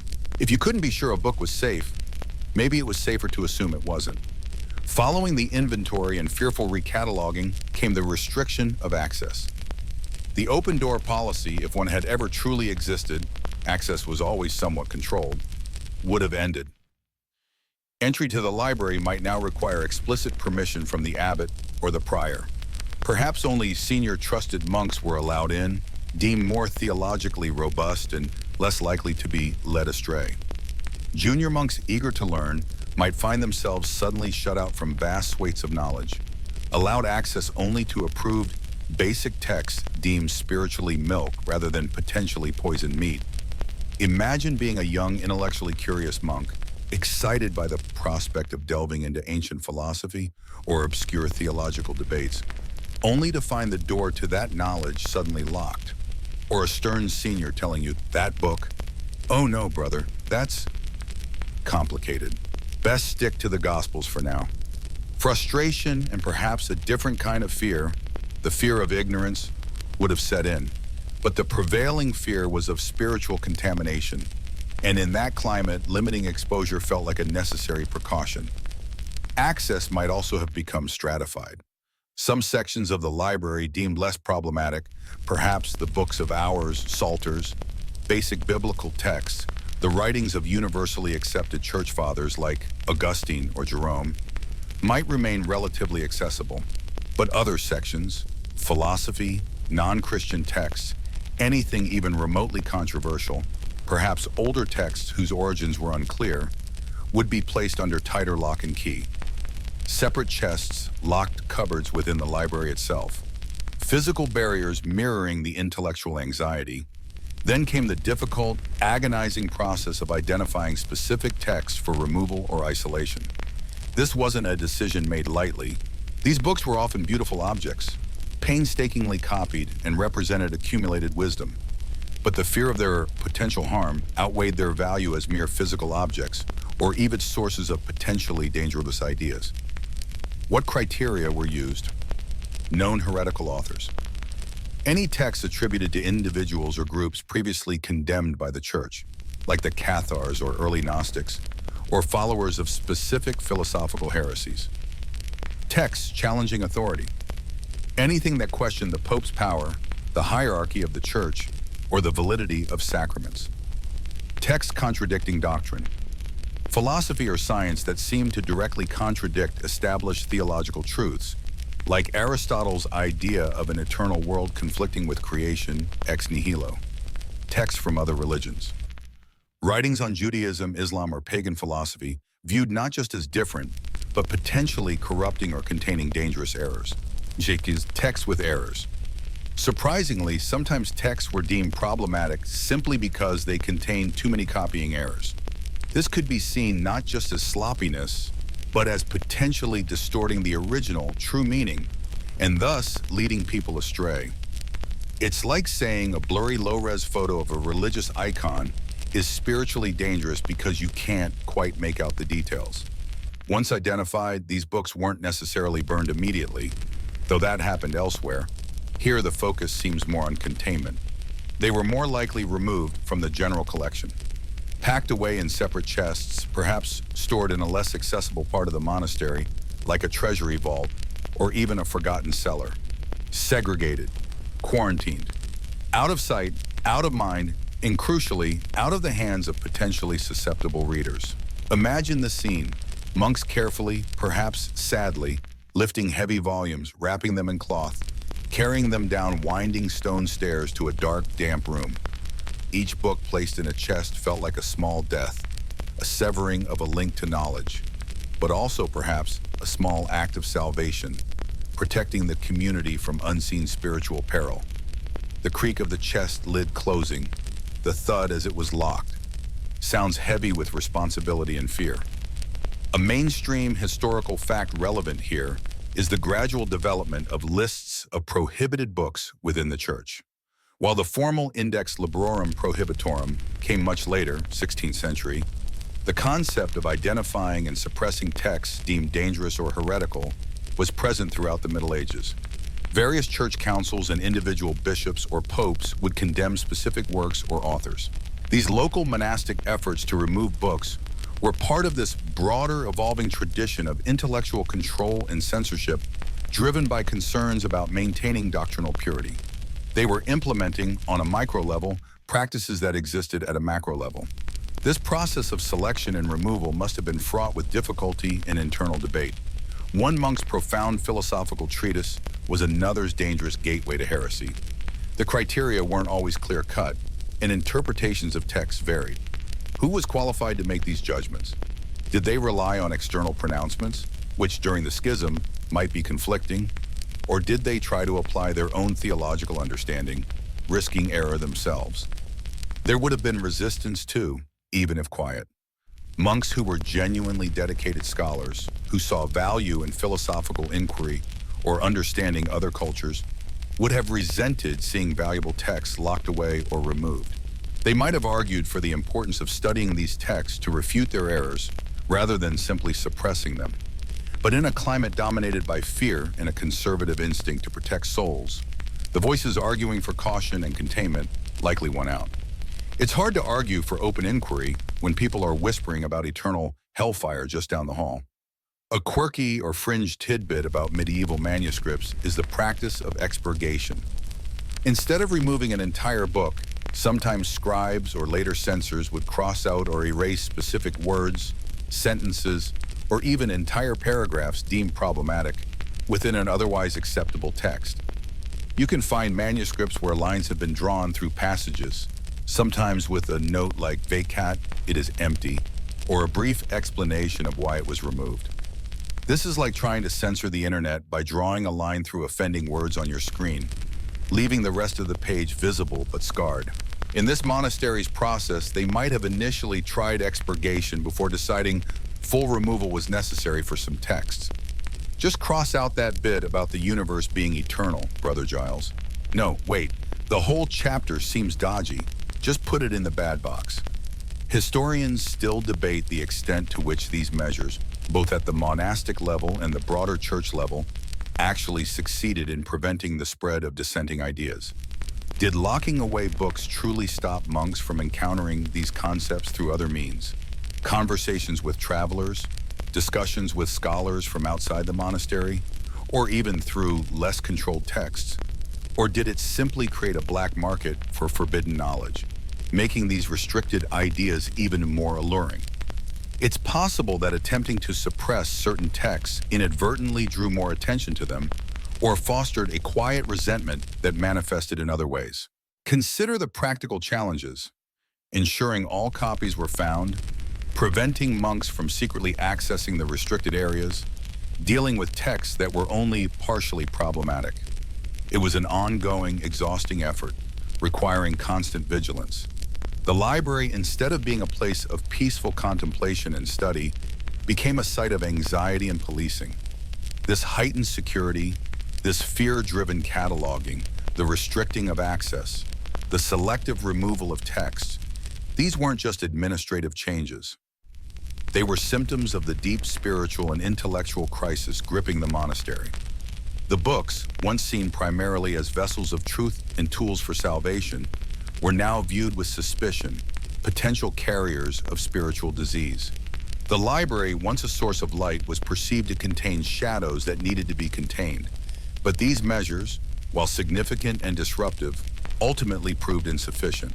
The fear wasn't fully alleviated by simply moving some books or locking a few chests.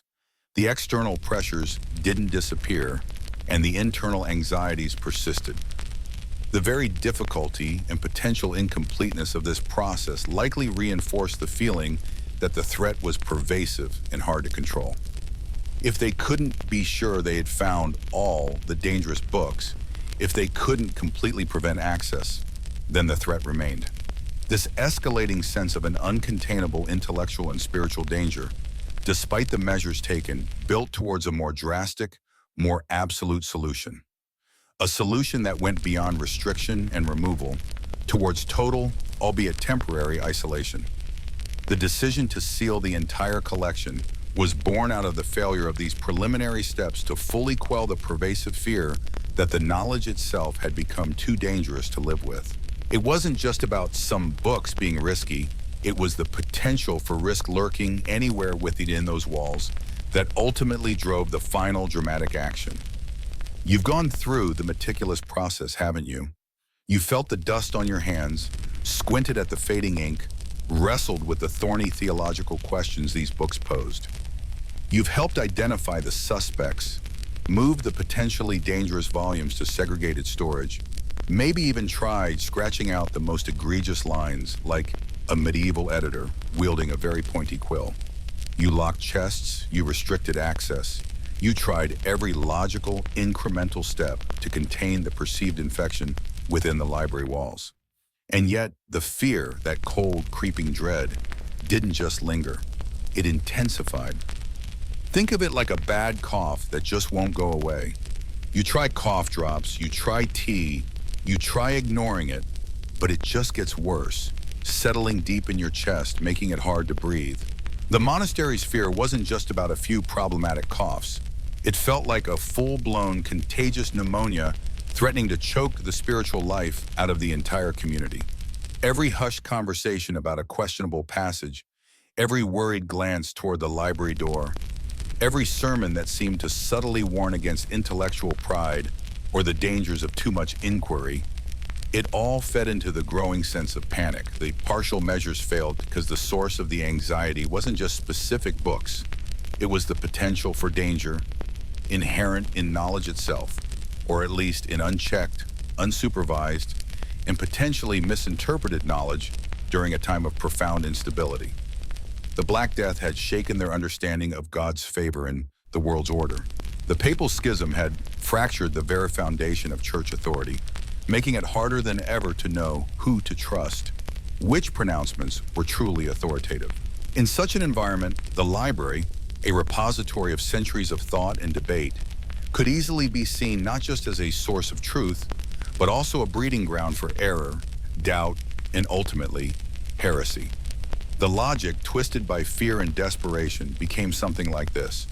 If even the most learned among us might misinterpret these complex texts, if even the most vigilant cannot guarantee that every dangerous idea has been identified and isolated, and if access cannot be absolutely restricted without knowing who might be susceptible to spiritual contagion, then the only surefire way to protect the community is to sever contact entirely. It's the ultimate form of quarantine, not just isolating the sick, but isolating the entire environment where the sickness might lurk, because you just can't be sure where it is. This line of reasoning, born of exhaustion and a sense of overwhelming powerlessness, would have culminated in a moment of heavy decision-making. Imagine the chapter house again. The abbot, his face etched with worry, calls the senior monks together. The air is thick with tension, not just from the spiritual anxieties, but from the sheer weight of the practical problems. The endless cataloging that feels futile, the arguments about which book is truly dangerous, the quiet murmurs of fear spreading among the younger monks. Someone, perhaps the librarian who is now less a curator and more a reluctant jailer, or maybe a particularly anxious elder, would have voiced the unthinkable. Abbot, venerable brothers, we have tried, we have sorted, we have removed, we have restricted, but the uncertainty remains. How can we be sure? How can we sleep at night knowing that within these walls, accessible to potentially anyone, are words that could damn a soul? Words that could sow doubt, words that question the very pillars of our faith, especially now when the world outside is already crumbling? The silence that followed would have been deafening. The suggestion hangs in the air, radical, shocking, and yet in the fevered atmosphere of the time, perhaps terribly logical. Seal it, lock it all away. Don't just remove the bad apples. Seal the entire barrel because you suspect the rot has spread everywhere. It's an act of intellectual surrender, yes, but presented as an act of spiritual preservation. The debate wouldn't have been easy. Monks who had devoted their lives to study, who saw the library as the heart of the monastery's intellectual and spiritual life, would have recoiled. Seal the library? But Abbot, it is our treasure. It contains the wisdom of the fathers, the holy scriptures, the commentaries that guide our understanding. How can we study? How can we learn? How can we teach? Arguments would have flown, the value of knowledge versus the safety of souls, the historical role of monasteries as custodians of learning versus the immediate need to protect against perceived spiritual threats. The practical implications. How would they conduct their studies? How would new monks be educated beyond the basics? What about texts needed for daily services or theological reflection? It wasn't like you could just Google scripture verses or download a digital copy of Aquinas. Books were unique, precious, and often irreplaceable. But the voice of fear, amplified by the external crises, was persuasive. The argument would return to the core anxiety, the uncertainty. Yes, brother, it contains great treasures. But what if, nestled amongst those treasures, are poisons we cannot detect? What if, in our current confusion, we lack the discernment to use these complex tools safely? The risk to eternal souls is too great. Our primary duty is to protect the flock, not to preserve intellectual pursuits that may lead us astray. This decision was fundamentally paradoxical for a medieval monastery. Monasteries, particularly like the one this story is woven around, a fictional construct representing a very real historical type, were islands of learning in a turbulent world. They preserved texts, copied them, studied them, and debated them. Their libraries were often their most prized possessions, symbols of their wealth, their intellectual rigor, and their connection to the accumulated wisdom of Christianity and antiquity. To deliberately close off this vital organ was an act of institutional self-harm, a severe amputation driven by the belief that the body was infected. Think about how much this went against the monastic grain. Monks took vows of stability, obedience, and poverty, yes, but implicit in their calling was a dedication to prayer, work, and study. Lectio Divina, sacred reading. The library was the engine room of study. Sealing it was like a baker deciding to lock up his oven because he's worried about someone baking something blasphemous. It kneecapped a core function of their existence. A mainstream historical fact that resonates strongly here is the heightened concern over heresy throughout the Middle Ages, and particularly in the 14th century. While the Albigensian Crusade and the formal Inquisition had addressed some major movements earlier, anxieties about Lollardy in England, Hasidism brewing in Bohemia, and other dissenting voices across Europe, combined with the fracturing of church authority during the schism, created a climate ripe for suspicion. It wasn't just theoretical. Real people were challenging church doctrines, and the church, or rather competing claims to leadership within the church, responded often with severe measures. This monastery's actions, though local, were a microcosm of this broader panic about doctrinal purity and intellectual control. They were living in a world where ideas were perceived as dangerous weapons, and they felt they were disarming themselves by locking up the arsenal. The decision once made would have been ratified by the abbot in the chapter. It wasn't a sudden, impulsive act, but the endpoint of a long, agonizing process driven by escalating fear and failed attempts at control. It represented a collective admission of defeat. Defeat in their ability to discern truth from error. Defeat in their confidence in their own understanding, and defeat in their capacity to manage the intellectual challenges of their time while grappling with overwhelming external pressures. Now imagine the practicalities. The library isn't just a single room, it might be several rooms, perhaps on different floors, connected by narrow staircases. How do you seal it? Not just lock the door. Sealing suggests something more permanent, more definitive. Boards nailed across windows, stone walls built across doorways, mortar applied to cracks. It speaks of a desire for a physical barrier that mirrors the intellectual isolation they were imposing. A quirky or fringe tidbit related to medieval monastic life that might lend color here. Monks in many orders, especially those following stricter rules, often had incredibly regulated lives, down to the hour of prayer, the amount of food eaten, and even the approved topics of conversation. This rigid structure was designed in part to minimize distractions and temptations, including potentially wandering thoughts or exposure to problematic ideas. The decision to seal the library fits, in a perverse way, into this monastic impulse towards strict control and removal of potential sources of spiritual peril, just writ very, very large and applied to the source of their own learning. It's like deciding that since casual chatter can lead to gossip and potentially sin, the safest thing is just to stop talking entirely outside of prayer. Historians still argue whether this extreme act of sealing an entire library was a unique event or if similar measures, perhaps less well documented, were taken by other communities during times of acute crisis or ideological panic. Was this an isolated incident, a symptom of exceptional local circumstances and a particularly fearful abbot? Or was it merely one of the most visible examples of a broader but often hidden practice of monastic communities reacting to external threats by attempting to impose absolute internal intellectual control, even at the cost of their own tradition of scholarship? Without more surviving records, it's difficult to say definitively if this monastery was an outlier or just the one we happen to know about because of later events that led to its eventual rediscovery. The act of sealing wasn't just about bricks and mortar or locks and keys. It was a symbolic act of profound significance. It declared that the knowledge within was too dangerous to be interacted with, too potent to be managed. It was an admission that the very tools they used for salvation and understanding had, in their eyes, become potential instruments of damnation and confusion. You can almost feel the shift in the monastery's atmosphere after the decision was made. A grim determination, perhaps, mixed with sadness and a lingering sense of unease. The physical world outside was chaotic and threatening, and now their carefully curated inner world, their sanctuary of texts, was being walled off, turned into a tomb for knowledge. The silence in the library, once a contemplative silence of study and copying, would become the heavy, absolute silence of abandonment. The next steps would be the practical and likely arduous process of implementing the seal. Gathering the materials, hiring or assigning the labor, physically blocking entrances and windows.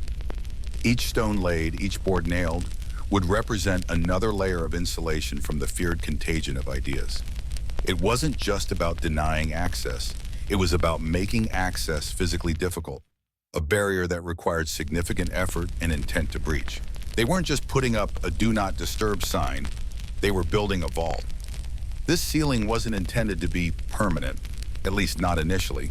It was a temporary measure, a spiritual quarantine until the storms passed, until authority was reestablished, until the air felt safer to breathe. But as we know, temporary measures born of fear often have a way of becoming long-lasting, sometimes even permanent, especially when the fear persists or the reasons for the sealing become lost to time and changing circumstances. The intention was likely to reopen the doors someday, but the act of sealing itself created a physical and metaphorical barrier that would prove incredibly difficult to dismantle. The library wasn't just closed, it was made inaccessible, a sleeping giant locked away, its potential for good and ill alike neutralized behind stone and silence. The decision hung in the air, heavy and final, after that intense meeting in the chapter house. You could feel the shift immediately. The air didn't just hum with the usual monastic routine of prayer and work. There was a new underlying tension, a grim energy that felt mission alien here. The abbot, having made the agonizing choice, would have immediately directed the prior or another senior monk to begin the preparations. This wasn't just about bolting a door. This was about physically walling off a substantial part of the monastery's structure, and you needed materials, planning, and manpower. Imagine the logistics. First, assessment. Which rooms exactly constituted the library? Was it a single, large space, or a series of chambers built and expanded over decades? You'd have to identify every single point of entry. The main doorway, sure, but also any smaller service doors, windows, even high ones, and perhaps even passages that might connect to other parts of the building complex. Medieval monasteries were often sprawling, organically grown structures, not precisely planned modern buildings, so this initial survey might have turned up some unexpected access points. Wait, brother, is that a window hidden behind that old tapestry? We'll need to board that up too. Then came the gathering of materials. Stone wasn't just lying around ready to go. It needed to be quarried, shaped, and transported. Wood for beams and boards would need to be cut, planed, and measured. Mortar, that crucial binding agent, had to be mixed from lime, sand, and water, or a messy, time-consuming process. This wasn't like popping down to B&Q for a bag of cement and some 2x4s. Everything was labor-intensive and required skilled hands, or at least hands willing to learn quickly under stern supervision. Who would do the work? The monks themselves, certainly as part of their manual labor obligations, but depending on the scale of the library, it might have been too much for the community or alone, especially with their rigorous schedule of prayer and other duties. It's quite possible they'd hire lay brothers or even external laborers from the nearby village or town. Imagine the scene. Monks in their habits working alongside rough-looking men in simpler tunics, all under the watchful eye of the monastic overseer, perhaps adding a new layer of social friction to the already tense atmosphere. Mind you don't drop that stone on Brother Thomas's foot, Giles. He's got vespers to attend. The work would have begun, slowly at first, then perhaps with increasing urgency as the fear drove them forward. You'd hear the unfamiliar sounds echoing through the cloister, the rhythmic chipping of stone masons, the grating of saws on wood, the dull thud of hammers, the splashing as mortar was mixed, the grunts of men lifting heavy loads. These sounds, so different from the quiet routines of reading, copying, and prayer, would have served as a constant, grating reminder of what was happening, a soundtrack to the ceiling. Think about the doorways first. These weren't just simple openings. Medieval doors were often thick, made of heavy planks, sometimes reinforced with iron. To seal them permanently wouldn't just mean locking them, it would mean building a wall in front of them.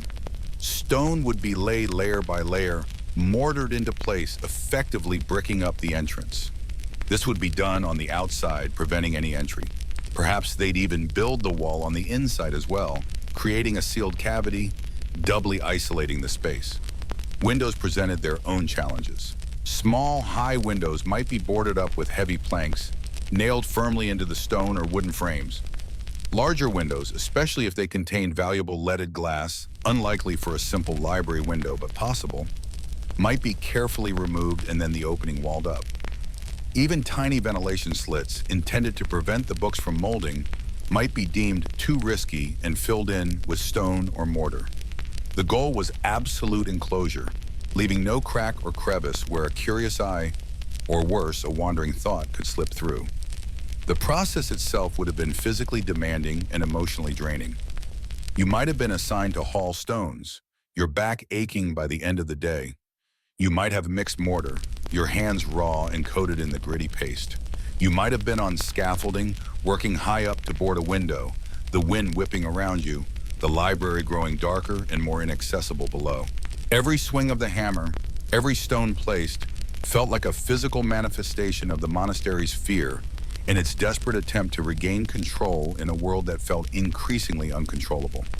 A mainstream historical fact here is that significant construction projects, even within monasteries, were often undertaken using a mix of internal monastic labor and skilled lay craftsmen. While the monks were expected to contribute physical labor as part of their discipline, complex tasks like quarrying stone, detailed masonry, or intricate carpentry often required expertise they didn't possess. This blended workforce was common across medieval building projects, from cathedrals to castles to, yes, monasteries. So it's historically plausible that our fictional monastery would have brought in outside help for such a large-scale sealing operation. The sealing wasn't just about blocking access, it was also about silencing the space. The library, while not a place of loud chatter, had its own sounds. The rustle of parchment, the soft turning of pages, the quiet murmuring of a monk reading aloud during Lectio Divina, the gentle scratching of a scribe's quill. If they had a copying scriptorium integrated, though libraries were often separate, with the sealing, those sounds would cease. The space would become profoundly silent, a silence broken only by the sounds of the sealing itself. And once the work was done, that deep, heavy silence would remain, a constant reminder of the absence within. The transition from a working library, however restricted, to a sealed tomb of texts would have been jarring. The monks who regularly used the library for study, for reference, for copying, their routines would be shattered.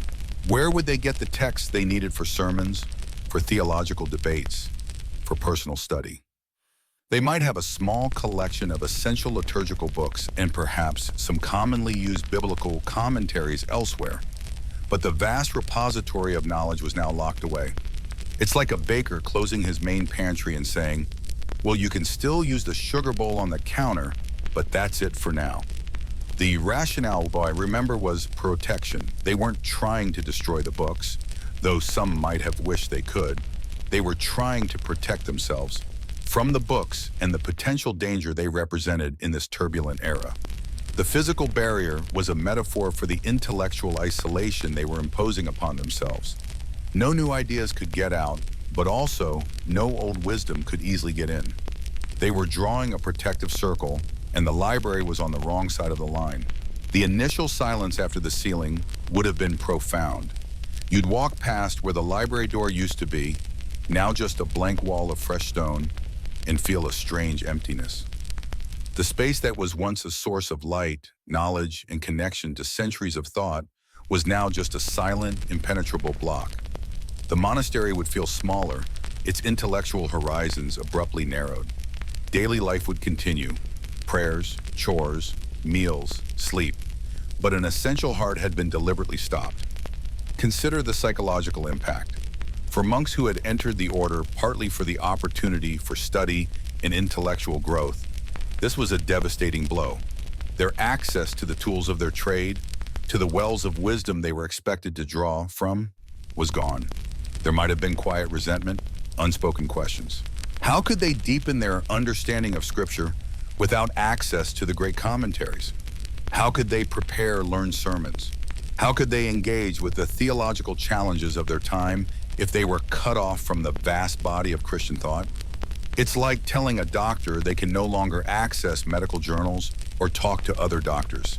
Their practice would suffer immensely, a quirky or fringe tidbit that adds flavor to this era. Medieval building practices, while impressive in scale, often relied on knowledge passed down through generations of craftsmen rather than formal blueprints or engineering diagrams as we know them. They had an intuitive understanding of materials and forces, but methods could vary significantly from one region or workshop to another. The mortar they used, for instance, while effective, wasn't always as uniformly strong as modern cement, and its quality could depend heavily on the source of the lime and the skill of the mixer. So while the monks might have aimed for a permanent, impenetrable seal, the reality might have been slightly less perfect than intended, perhaps leaving tiny structural weaknesses or variations in the wall that a keen eye might eventually notice centuries later. It wasn't quite DIY, but it wasn't always precision engineering either.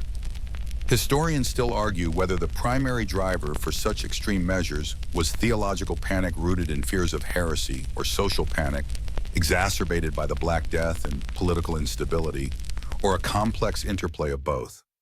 Was the sealing a response to specific, known problematic texts, or a general overwhelming fear of the potential for any knowledge to be misinterpreted and cause harm in such uncertain times? The nature of the external crises, plague, schism, certainly heightened anxieties about God's judgment and the reliability of human institutions, making a retreat into perceived spiritual safety, however drastic, seemed logical to some. The immediate aftermath of the sealing would have been a period of adjustment. The routines that involved the library, periods of silent reading, the copying of manuscripts, consultations for difficult questions, were simply erased from the schedule. What replaced them? Perhaps more manual labor, more prayer, or perhaps just an awkward void. The silence where the library stood would have been a constant presence, a physical manifestation of a difficult choice. Think about the sheer volume of text now inaccessible. If the library held hundreds or even thousands of volumes, a significant collection for the time, imagine trying to function without them. It would be like trying to run a modern university without access to the internet or its physical library collection. You could get by on basic textbooks and notes for a while, but serious research, deep learning, and engagement with complex ideas would become almost impossible. The hope, perhaps, was that this was a temporary measure. Once the schism was healed, once the immediate terror of the plague receded, once theological certainty felt more solid, maybe then they could unseal the library, assess its contents with clearer eyes, and reintegrate it into monastic life. But putting up a wall is much easier than taking one down. The physical effort required to reverse the process would be significant, and the psychological barrier, the memory of the fear that drove them to seal it in the first place, would be even harder to dismantle. This act of sealing wasn't merely pragmatic, it was symbolic. It was a public declaration within the monastery's walls that knowledge itself could be dangerous, that control was paramount, and that in times of crisis, spiritual safety trumped intellectual pursuit. It created a physical boundary around a perceived intellectual hazard. The library became a kind of reliquary of dangerous potential, locked away not to preserve holy bones, but to contain volatile ideas. And as the mortar dried and the silence settled, the library wasn't just closed, it became a forgotten entity, removed from the living memory and daily practice of the community it once served. The dust would begin to settle not just on the sealed doors and windows, but on the manuscripts themselves, beginning their long, silent slumber within the darkened walls. The raw, physical labor of the sealing finished, leaving behind a different kind of silence. Not the quiet hum of study or prayer, but the absolute dead quiet of a space removed from the living world. You stand there, maybe running a hand over the rough, newly mortared stone where the familiar library door used to be. It's cool and unyielding, a stark barrier replacing the warmth of polished wood and the welcoming smell of old paper. The sounds of construction, the chipping, sawing, hammering, fade, replaced by the sounds that were always there but now feel amplified in the absence of the library's life. The distant chanting from the chapel, the clatter of pots in the refectory, the wind whistling around the cloister corners. Inside those newly built walls, the library is plunged into a state of perpetual night. Windows, its few connections to the outside world, and the light that filtered in, have been boarded or walled up. The faint glow that once illuminated the lecterns and highlighted the vibrant colors of illuminated manuscripts is gone. Darkness is absolute, thick enough you might imagine to taste. It settles over the wooden shelves, blankets the books on their spines, and creeps into the narrow spaces between parchment leaves. This isn't just inconvenient darkness, it's an environment hostile to the preservation of delicate materials. Without ventilation, the air becomes stagnant, heavy, and potentially humid. Dampness, a constant enemy of parchment and ink, could begin to creep in, perhaps seeping through tiny imperfections in the old walls or rising from the stone floors. Think about finding a box of old papers in a damp basement after years. The musty smell, the warped pages, maybe even the beginnings of mold. Now imagine that on the scale of hundreds, perhaps thousands of precious volumes, sealed away from light and air. The books themselves, the very reason for this drastic action, now sit in their silent tomb. They are no longer vessels of living knowledge, consulted, debated, copied, and learned from. They are artifacts, frozen in time, their voices muted. The beautiful calligraphy, the intricate initial letters, the detailed miniature paintings, all hidden from view, their colors slowly fading in the blackness. The ink, once vibrant, might begin to flake, the parchment to yellow and become brittle.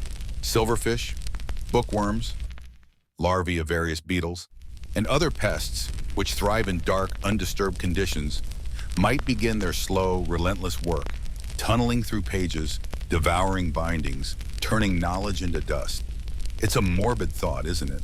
The very wisdom they sought to control and contain is now slowly decaying, being consumed by insects in dampness, lost to the inevitable forces of entropy. It's like preserving a valuable antique by burying it in a swamp. The intention was protection, but the reality might be slow destruction through neglect and unsuitable conditions. The library becomes a physical void within the monastery's layout. You can no longer pass through its doors, glance through its windows, or hear the faint sounds of study. It's just there, a block of stone, a sealed-off space. For the monks, especially those who spent significant time within its walls, this void must have felt palpable. Their routines were disrupted, their sources of information gone. They had to adapt, relying on memory, on the few books they might have in their personal cells, or the common liturgical books in the chapel. It's like suddenly having your internet access cut off and realizing how much you relied on being able to look things up instantly. Imagine trying to research a sermon on a complex theological point without any reference texts. You'd be improvising, relying on shared oral tradition or patchy personal notes. Over time, the mental void would likely follow the physical one. The memory of the library, of its layout, its smell, the specific locations of frequently used books, would begin to fade for younger monks who never knew it open. For older monks, the memories might remain, tinged with regret or resignation. But the space itself becomes something abstract, a part of the building we sealed off. It's no longer the library, it's just the sealed section. The reasons for the sealing, the specific texts or ideas that spark such fear, might also become less distinct in the collective memory, morphing into a general cautionary tale about the dangers of uncontrolled knowledge in unstable times. Ah yes, the library, a senior monk might say to a novice, gesturing vaguely towards the sealed wall. We had to close it for safety. Too much. Thinking, perhaps. Best stick to the fundamentals. This gradual forgetting isn't felt malicious. It's a natural human response to a space that is no longer part of daily life. Out of sight, out of mind, amplified by the psychological need to justify the extreme measure they took. You don't dwell on something you've consciously rejected and walled off. The sealed library becomes a kind of architectural scar, a permanent reminder of a crisis moment and the difficult choices made. A mainstream historical fact that resonates here is the practice of walling up or sealing sections of buildings, sometimes permanently, sometimes temporarily, for various reasons in the medieval period. This wasn't only done for libraries. Sections might be sealed off during outbreaks of disease to quarantine the sick, or after deaths, or even just to abandon parts of a building that had become structurally unsound or inconvenient. Castles, for instance, often show evidence of passages, doorways, or even entire wings being walled up over their long histories. So the act of sealing off a section was within the realm of medieval building practices, even if applying it to a library was unusual. Think about the symbolism. A library is meant to be a place of light, access, in the free flow of ideas across time and space. By sealing it, the monks transformed it into the opposite, a place of darkness, inaccessibility, and stagnation. It became a tomb for knowledge, interring not bodies but the very essence of intellectual life. It suggests a deep-seated fear, not just of specific dangerous ideas, but of the potential for knowledge itself to disrupt the established order, especially when that order felt fragile and threatened. The silence inside is profound. No footsteps, no voices, no rustling pages. Only the slow, inexorable work of time and decay. The air grows heavy with the scent of aging parchment, dust, and perhaps the telltale musty odor of dampness and mold. Any light filtering in through tiny cracks or settling dust motes dancing in unseen beams would highlight the static nature of the scene, the untouched shelves, the motionless books. This sealing represents a turning inward for the monastery. They are rejecting external influences, cutting themselves off from the broader intellectual currents of their time. They are retreating into their own perceived safe space, defined by stricter rules and a more rigid interpretation of their beliefs. The library, with its diverse collection that might have included works from various schools of thought, different historical periods, and perhaps even non-Christian sources, like classical philosophy, which was often studied alongside theology, represented a potential gateway to ideas that challenged their desire for internal uniformity and control. It's a powerful metaphor for censorship, isn't it? Not burning the books, which is active destruction, but passive containment. The books aren't annihilated, but they are rendered inaccessible. effectively removed from circulation, their influence neutralized by imprisonment rather than incineration. It's a slower, perhaps more insidious form of control. You can almost hear the whisper of dust settling on the forgotten spines.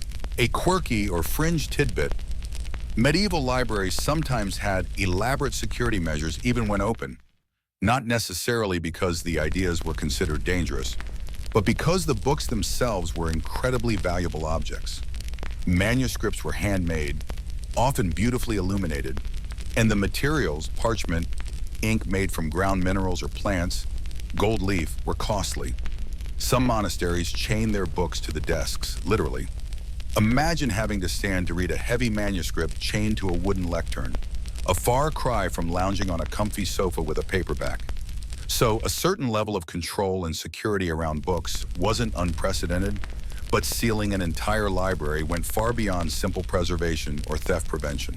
Historians still argue whether the intention behind sealing was purely punitive/fear-driven or also contained an element of preservation, a desperate attempt to shield valuable text from potential confiscation or destruction by external forces like warring factions or heretical movements. Perhaps they reasoned that a hidden library was safer than an open one in such tumultuous times, even if the sealing itself put the books at risk from internal decay. Was it a clumsy act of protection or a deliberate act of intellectual suppression? The motives of people living through extreme crises are rarely simple or singular. The monks who had intellectual pursuits as their primary calling within the monastery would have felt this loss most acutely. The intellectual life of the community would inevitably shrink. Conversations would become less informed by broad reading, sermons perhaps less layered and nuanced.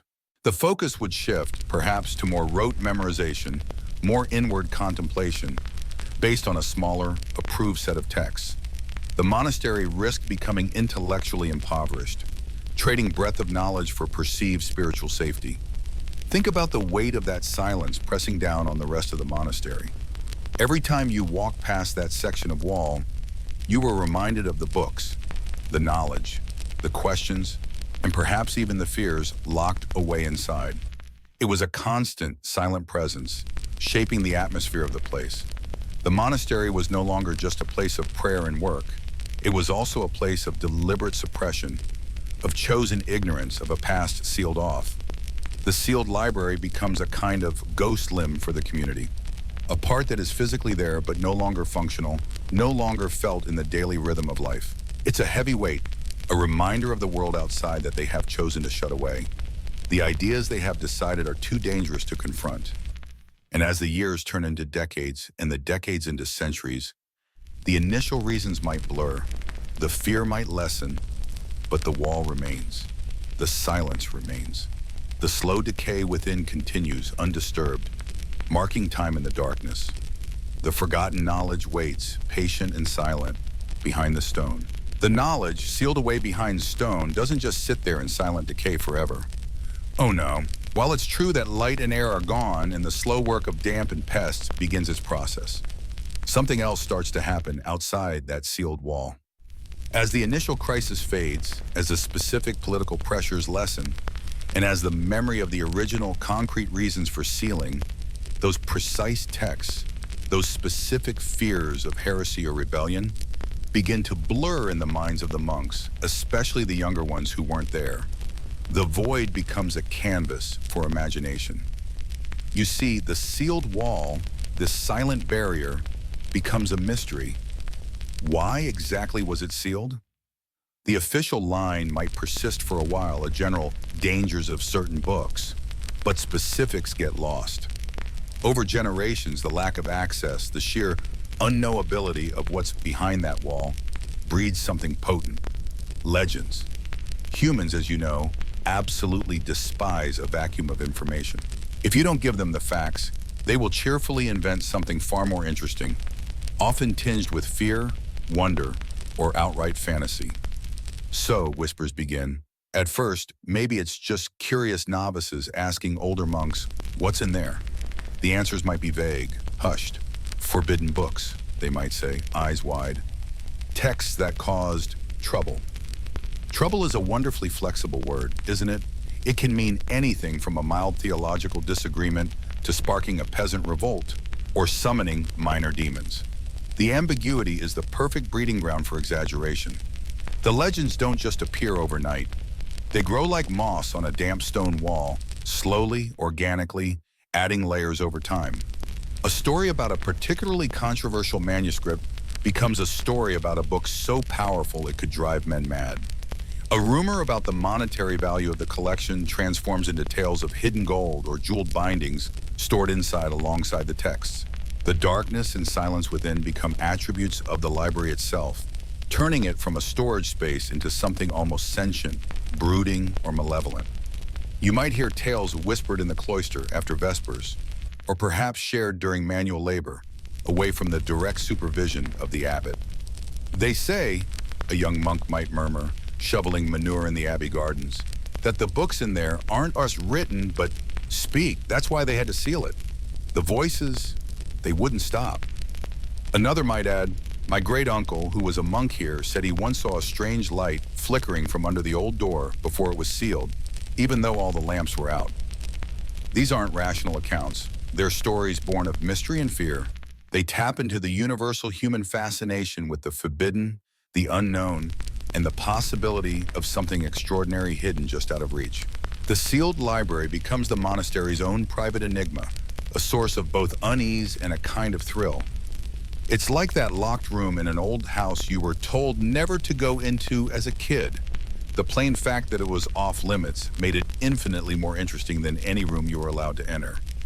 Some legends might focus on the sheer danger of the contents. Perhaps the books contain spells for necromancy, detailed instructions for brewing poisons, or philosophical arguments so convincing they could shatter a monk's faith. Remember how the original fear might have been about political instability or challenging the church's authority. These specific worries morph into more fantastical dangers in the legends. The risk isn't just dissent anymore, it's damnation, chaosm, or corruption on a spiritual level. They say, the story goes, that one book describes how to open a gate to elsewhere. Cue dramatic pause and wide eyes. Other stories might be simpler, focusing on the physical space itself. Maybe the sealed section is said to be unnaturally cold, even on the warmest day. Or perhaps strange scratching sounds are sometimes heard from within the wall late at night. These tales reinforce the idea that the space is not just empty, but actively different, holding on to something that doesn't want to be contained. It's the medieval equivalent of saying a place is haunted. This tendency for places and objects associated with intense events or mysteries to become the subject of folklore is a mainstream historical fact, not limited to medieval monasteries. Throughout history, places of power, sites of tragedy, ancient ruins, or unexplained phenomena quickly accumulate layers of story, superstition, and myth. Think of Stonehenge, the Bermuda Triangle, or even local haunted houses. The lack of complete understanding or the presence of an unexplained element invites narrative creation.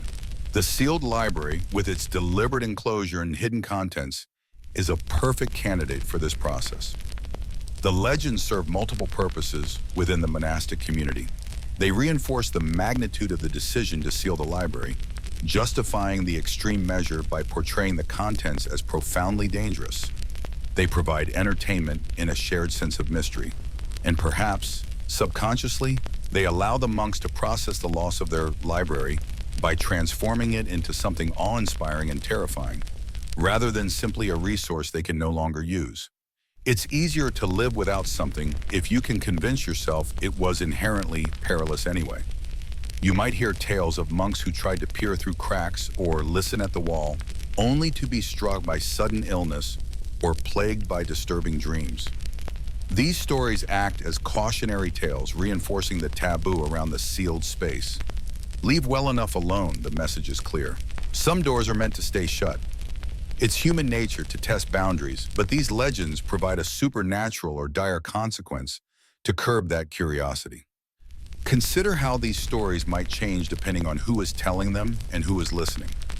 A stern senior monk might use them to instill discipline and fear of forbidden knowledge in novices.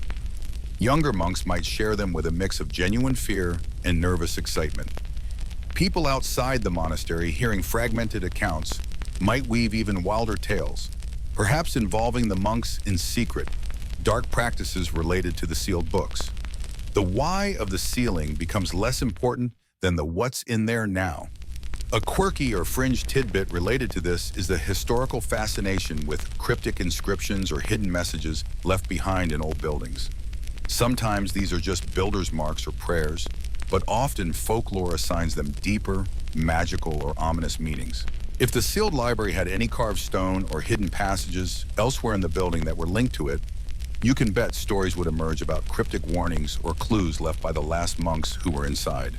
Maybe a weird symbol etched near the former door, or a strange arrangement of stones in the wall itself, would become interpreted as a protective ward or a sign of the darkness within. Historians still argue whether the extent of such legendary buildup around specific incidents like this was a deliberate tool used by authorities, like the abbot, to control behavior, or if it was a more organic, bottom-up phenomenon of folklore creation driven by the community's own psychological needs and fears. Was the abbot subtly encouraging the scary stories to ensure compliance? Or were the monks just scaring themselves silly in the dark corners of the cloister? It's hard to know for sure, as evidence for deliberate manipulation is scarce, while evidence for widespread superstition is not. The sealed library, then, exists simultaneously as a physical reality, a walled-up room slowly succumbing to decay, and a mental construct, a place of potent legends and fearful speculation. The actual books might be molding and crumbling, their specific heresies and controversial arguments fading into illegibility, but the idea of them, the mystery of them, grows larger and more powerful in the collective imagination. Think about how much energy goes into speculating about things you can't see or know for sure. Online forums dedicated to conspiracy theories, discussions about unexplained phenomena. It's the same basic human drive. The monks, deprived of their library, turned their intellectual energy, or perhaps just their idle chatter, towards inventing its hidden life. It's less productive than scholarship, certainly, but arguably more compelling from a storytelling perspective. And as the centuries pass, and the monastery itself perhaps changes hands, or the order's rules shift, the original context of the sealing becomes even dimmer. The legends, however, might persist, becoming entwined with the history of the building itself. Visitors centuries later might be shown the wall, and the accompanying tale isn't about 14th century political theory or theological debates, but about a cursed library filled with unholy power, sealed away by brave monks to protect the world. The reality that it was likely a pragmatic, though perhaps misguided and ultimately destructive, response to a complex socio-political crisis involving difficult-to-control ideas is far less exciting than the legend of the forbidden grimoires and whispering walls. So the legends endure, shaping how the sealed space is perceived long after its original purpose, and contents are forgotten by all but the most dedicated historians, and maybe not even them. The silence within the sealed library is absolute, but the silence outside around the wall is frequently broken by whispers. Whispers of fear, whispers of wonder, whispers of the unknown. The stone wall doesn't just separate the books from the monks, it separates historical fact from burgeoning myth, creating a space where imagination thrives in the absence of light and knowledge. And as you stand by that wall, in your mind's eye, you can almost hear the faint echo of those whispers, weaving tales around the dark, forgotten heart of the monastery. So you've heard the whispers, felt the lingering chill of the legends around that sealed wall. The human mind, left to its own devices with a mystery, will inevitably conjure wonders and horrors far grander than mundane reality. But let's pull back from the realm of myth for a moment. Let's think about something more concrete, something you can hold in your hand, something that might survive the centuries. Physical evidence. Imagine, if you will, that centuries have passed since that stone wall was built. The monks are long gone. The abbey might be a ruin, a museum, a repurposed building, or perhaps just a forgotten pile of stones in a quiet valley. But the wall remains. Maybe it's just a section of thicker masonry, a slight difference in the stonework that tells you something is different here. Or maybe, if the legend persisted, a later owner or explorer marked the spot, adding to the mystery. When archaeologists, or perhaps just very curious historians with permission and funding, a rare combination, let me tell you, eventually come to investigate, they won't be relying on spooky stories whispered in the dark. They'll be looking for clues etched in stone, buried in the earth, or hidden in the forgotten corners of the surviving parts of the building. Their first step wouldn't be to immediately bash down the wall, tempting as that might be. No, responsible investigation starts outside. They'd examine the wall itself. Is the masonry different from the rest of the building? Does it show signs of being built quickly, maybe even sloppily, suggesting urgency? Or is it a carefully constructed, permanent barrier? Look for any external features. A small, sealed-up window, a blocked doorway, any symbols carved into the stone near the seal. Sometimes medieval builders or residents would leave marks, mason's marks, protective symbols, even prayers. And these could offer hints, though interpreting them centuries later is its own puzzle. They'd also meticulously excavate the area immediately outside the wall. Was anything deliberately buried there? Perhaps objects associated with the books, or tools used in the sealing process, or even symbolic items meant to ward off the dangers within. Finding something as simple as a rusted hinge or a specific type of nail could confirm there was once a door there, providing context for the wall. Or maybe they'd find evidence of a small, temporary fire pit used by the builders during the sealing work. Little scraps of charcoal telling a quiet story of that day. Beyond the immediate wall, the search expands to the rest of the monastery grounds, if any still exist. Are there any surviving records? Account books, chronicles, letters? These are gold mines. Even if they don't explicitly mention Project Seal the Scary Books, they might contain oblique references. Maybe there's a sudden, unexplained expenditure on stone and mortar around the time the library was sealed.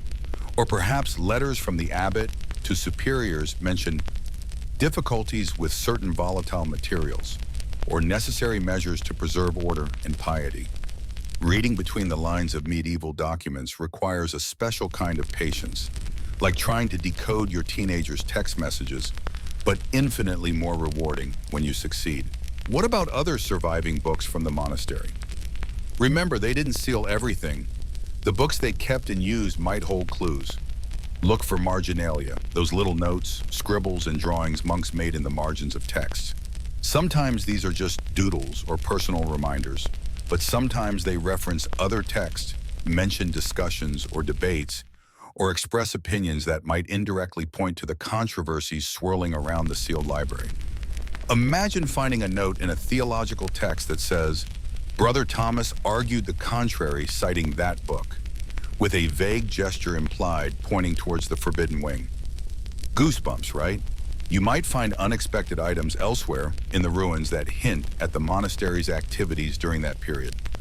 Maybe unusual scientific instruments, or texts on topics not typically found in monastic libraries, or even evidence of attempts to reproduce or hide information before the sealing. If the sealed books were about, say, advanced optics or botany that challenged prevailing thought, finding discarded lenses or strange plant presses elsewhere could connect the dots. It's like finding a single odd piece of a puzzle in a completely different box. It tells you the puzzle isn't just what you initially thought it was.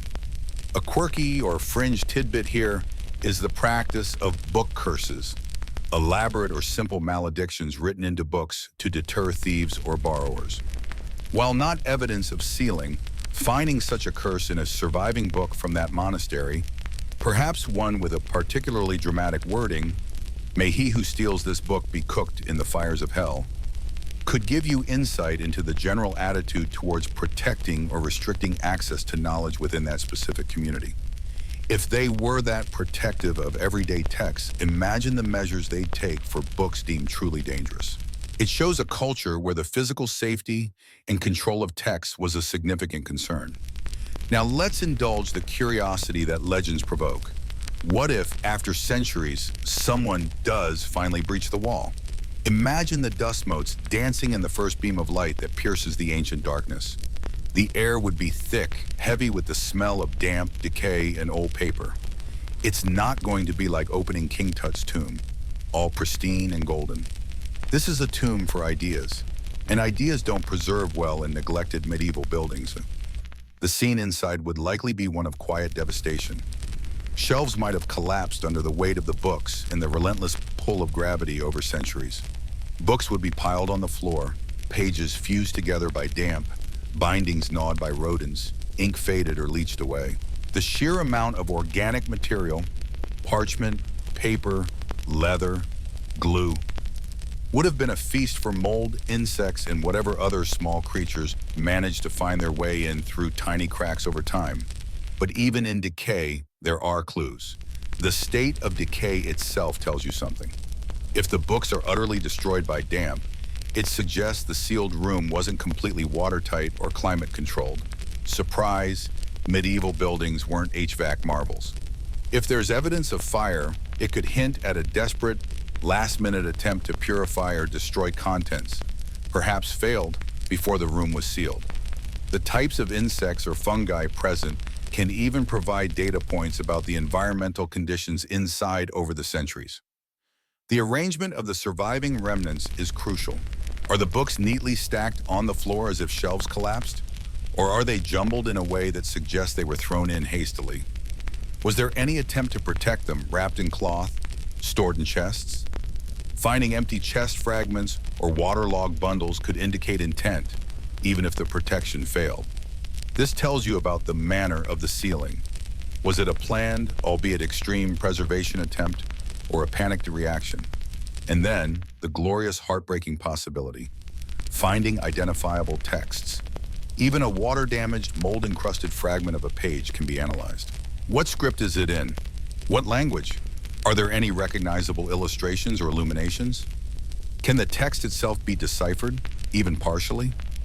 Finding specific authors, titles, or topics, say a collection of works by a known heretical writer, or treatises on alchemy that went beyond acceptable practice, or politically seditious pamphlets, would provide the most direct evidence for why the library was sealed. Imagine finding a book with a title page still legible, The Unvarnished Truth About Papal Power, followed by an author known for getting excommunicated. That's a pretty big hint right there. Or perhaps finding multiple copies of the same controversial text, suggesting it was a hotbed of that particular dangerous idea. Beyond the books themselves, what else might be inside? Did the monks leave anything behind when they sealed it? Tools, personal items, a note? Finding a set of calligrapher's pens in an ink pot could suggest scribes were working right up until the sealing. Finding a monk's personal crucifix or a worn prayer book might hint at their state of mind during the process, perhaps a sense of dread or solemn finality.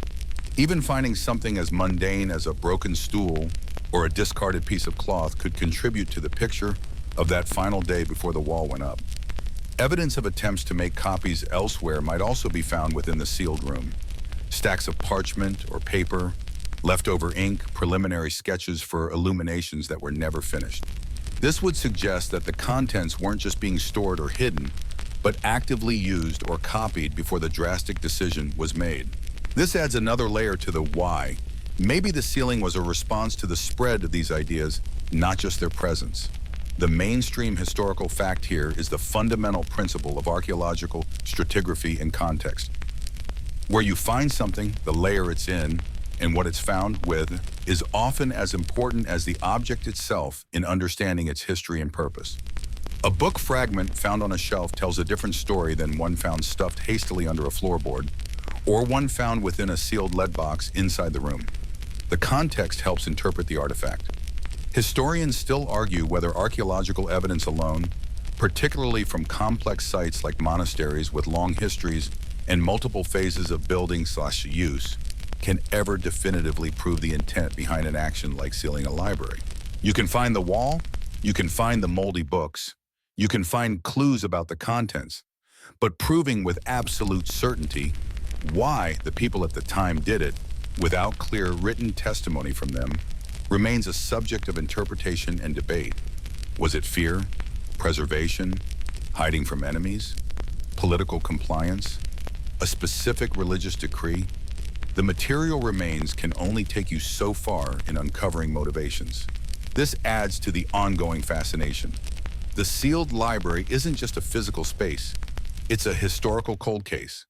And like any good cold case, the evidence is fragmented, ambiguous, and open to multiple interpretations. Every scrap, every stain, every nibbled corner of parchment is a potential clue, waiting for a historical detective to piece it together. Think of it like trying to figure out why your roommate sealed off their half of the fridge after that unfortunate incident with the week-old mystery meat. You can look at the passive-aggressive note they taped up, the barricade of cereal boxes, the type of tape they used, but you still might not fully grasp the depth of their trauma unless they actually tell you about the smell. In the case of the medieval monks, they built a wall and left no explanatory note on the outside. So the investigation becomes a process of inference, deduction, and careful reconstruction. It's about understanding the time period, the specific monastery, the known controversies, and then seeing how the physical evidence aligns, or doesn't, with the potential explanations. Did they find evidence of forbidden astronomical charts? That might support theories about intellectual heresy. Did they find texts advocating for peasant rights? That points towards political fears. Did they find strange diagrams alongside alchemical texts? That leans towards fears of prohibited magic. The sheer volume of lost knowledge is also part of the archaeological story. What percentage of the library survived the sealing and the subsequent decay? Often only fragments remain, tantalizing glimpses of lost wisdom or dangerous ideas. This highlights how precarious the survival of information was in the pre-modern world, subject to deliberate destruction, accidental loss, and the simple ravages of time and environment. So while the legends provide a dramatic, imaginative answer to the mystery of the sealed library, it's the slow, painstaking work of archaeology and historical investigation that attempts to uncover the more prosaic, yet often equally compelling, truth hidden behind the stone. It's a truth composed of dust, decay, and the faint, fragile echo of medieval anxieties preserved in crumbling ink. And every little clue you might find, outside the wall or within, adds another sentence to that silent, centuries-long story. So you linger among the presses and chained volumes, the air thick with the scent of aged parchment and contained thought. You've seen the Bibles, the commentaries, the lives of saints, the solid, comforting foundation of their spiritual and intellectual world. But then your gaze drifts to a less conspicuous shelf, perhaps tucked away in a corner, or maybe even a chest secured with a lock. And you begin to sense the presence of a different kind of text. These aren't the vibrant, illuminated manuscripts used for public liturgy or cherished for their beauty. These are perhaps plainer volumes, sometimes smaller, sometimes bound in dark, unassuming leather, the kind that doesn't call attention to itself. This is where the quiet threat resides. Monastic libraries, while primarily focused on preserving and disseminating Orthodox Christian knowledge, were also by their very nature repositories of whatever text came their way. Through donations, exchanges with other monasteries, or even the personal collections of monks who joined the community, books arrived that didn't always fit neatly into the accepted theological or philosophical framework. Think of it like your download folder today. You start with essential documents, maybe some work stuff, but over time, random PDFs, strange image files, and maybe even something you definitely shouldn't have clicked on start accumulating. The medieval monastery wasn't quite that chaotic, but information flow wasn't entirely controlled either. The dangerous books weren't necessarily bound in black with skull motifs, though that would be a delightfully spooky and entirely inaccurate image for bedtime. They looked outwardly much like other books. The danger lay within their words, within the ideas they presented. These could be texts that strayed into heresy, interpretations of scripture, or theological concepts that contradicted the official teachings of the church. Think of the various movements throughout the medieval period that were declared heretical, from the Cathars to the Waldensians, whose ideas, even if not their original texts, might be discussed, refuted, or sometimes, just sometimes, copied out of curiosity or misunderstanding. They could also be philosophical works, particularly those by ancient Greek and Roman authors that, when rediscovered and studied, presented worldviews not based on Christian revelation. Aristotle, for instance, was hugely influential, but some interpretations of his work, especially those transmitted and commented upon by Islamic scholars like Averroes, seem to contradict fundamental Christian doctrines like the immortality of the individual soul or the creation of the world ex nihilo, out of nothing. Encountering these ideas wasn't like flipping through a historical textbook. For a monk deeply steeped in faith, it was like reading a scientific paper that calmly explained why gravity doesn't exist. It shakes the foundations of everything you thought you knew. Then there were works that blurred the lines between legitimate study and forbidden practices. Texts on astrology, for instance, which wasn't entirely condemned but edged into deterministic views that challenged free will and God's providence. Works on alchemy, seeking to transmute base metals into gold or find elixirs of life. Some aspects were seen as natural philosophy, others as dabbling in forbidden arts or even demonic influence. And more straightforwardly, texts on magic, charms, or divination, which were explicitly forbidden by church law. Imagine a monk, maybe a young, intellectually curious one, assigned the task of copying a new volume that arrived. He starts transcribing the familiar Latin script, perhaps a commentary on Job. But then he moves on to another text bound in the same volume, perhaps a collection of various treatises, and he finds himself copying passages that discuss the influence of stars on human fate in a way that feels off. Or he encounters a philosophical argument that makes unsettlingly logical sense, but seems to bypass the need for divine intervention. This wasn't just academic curiosity. These were ideas that could jeopardize one's immortal soul if believed or pursued. The intellectual tension this created was immense.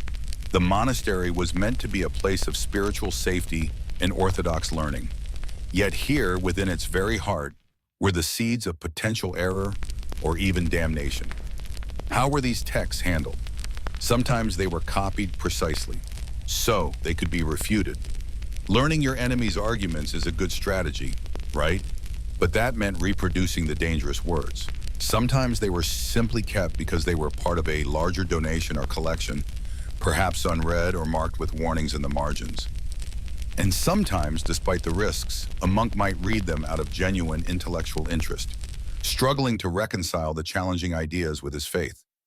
A quirky tidbit about this tension: medieval scholars developed sophisticated methods of marginal annotation. In seemingly innocuous texts, you might find scribbled notes like "nota bene, error," or a simple next to a passage considered controversial. Or perhaps more tellingly, you might find passages carefully underlined, not for emphasis of truth, but perhaps for later contemplation, or even just because the copyist couldn't help but mark the point that particularly unsettled or intrigued him. These little marginalia are like whispers across the centuries, revealing the quiet internal battles fought over the words on the page. The church authorities were, of course, aware of the potential danger of unchecked texts and ideas. While the formal, systematic Index Librorum Prohibitorum, Index of Forbidden Books, came much later, precursors existed. Church councils and individual bishops would condemn specific authors or works, often related to major heresies of the time. For instance, certain writings of Peter Abelard were condemned in the 12th century for their rationalistic approach to theology, and later aspects of Averroes' philosophy were explicitly forbidden for study at places like the University of Paris. A mainstream historical fact is that the medieval church engaged in significant, though often decentralized, efforts to control and regulate the flow of theological and philosophical ideas, primarily through condemnations by universities, bishops, and councils, long before the formal index was established in the 16th century. It was less like a global government blacklist and more like a network of concerned librarians and professors warning everyone about certain questionable publications. So the arrival and presence of these dangerous books weren't entirely accidental. They reflected the complex intellectual landscape of the time, where new ideas or old ideas newly rediscovered constantly interacted with established doctrine. Think about how quickly information spreads now, even controversial or untrue information. In the medieval world, books were slow, precious vectors of ideas. But once an idea was written down and copied, it had a tenacity that could span centuries. It's kind of like a really persistent earworm, but instead of a catchy tune, it's a potentially soul-damning philosophical concept. You just can't shake it. The challenge for the monks wasn't just avoiding reading these books. It was understanding them, sometimes copying them, and deciding what to do with the intellectual and spiritual questions they raised. Were these works to be studied only for refutation, or did they contain grains of truth that needed to be integrated, however carefully, into Christian thought? This is something historians still argue, whether medieval monastic scholars were primarily conservatives focused on preserving tradition, or whether they were more open to engaging with and subtly adapting new intellectual currents than previously thought.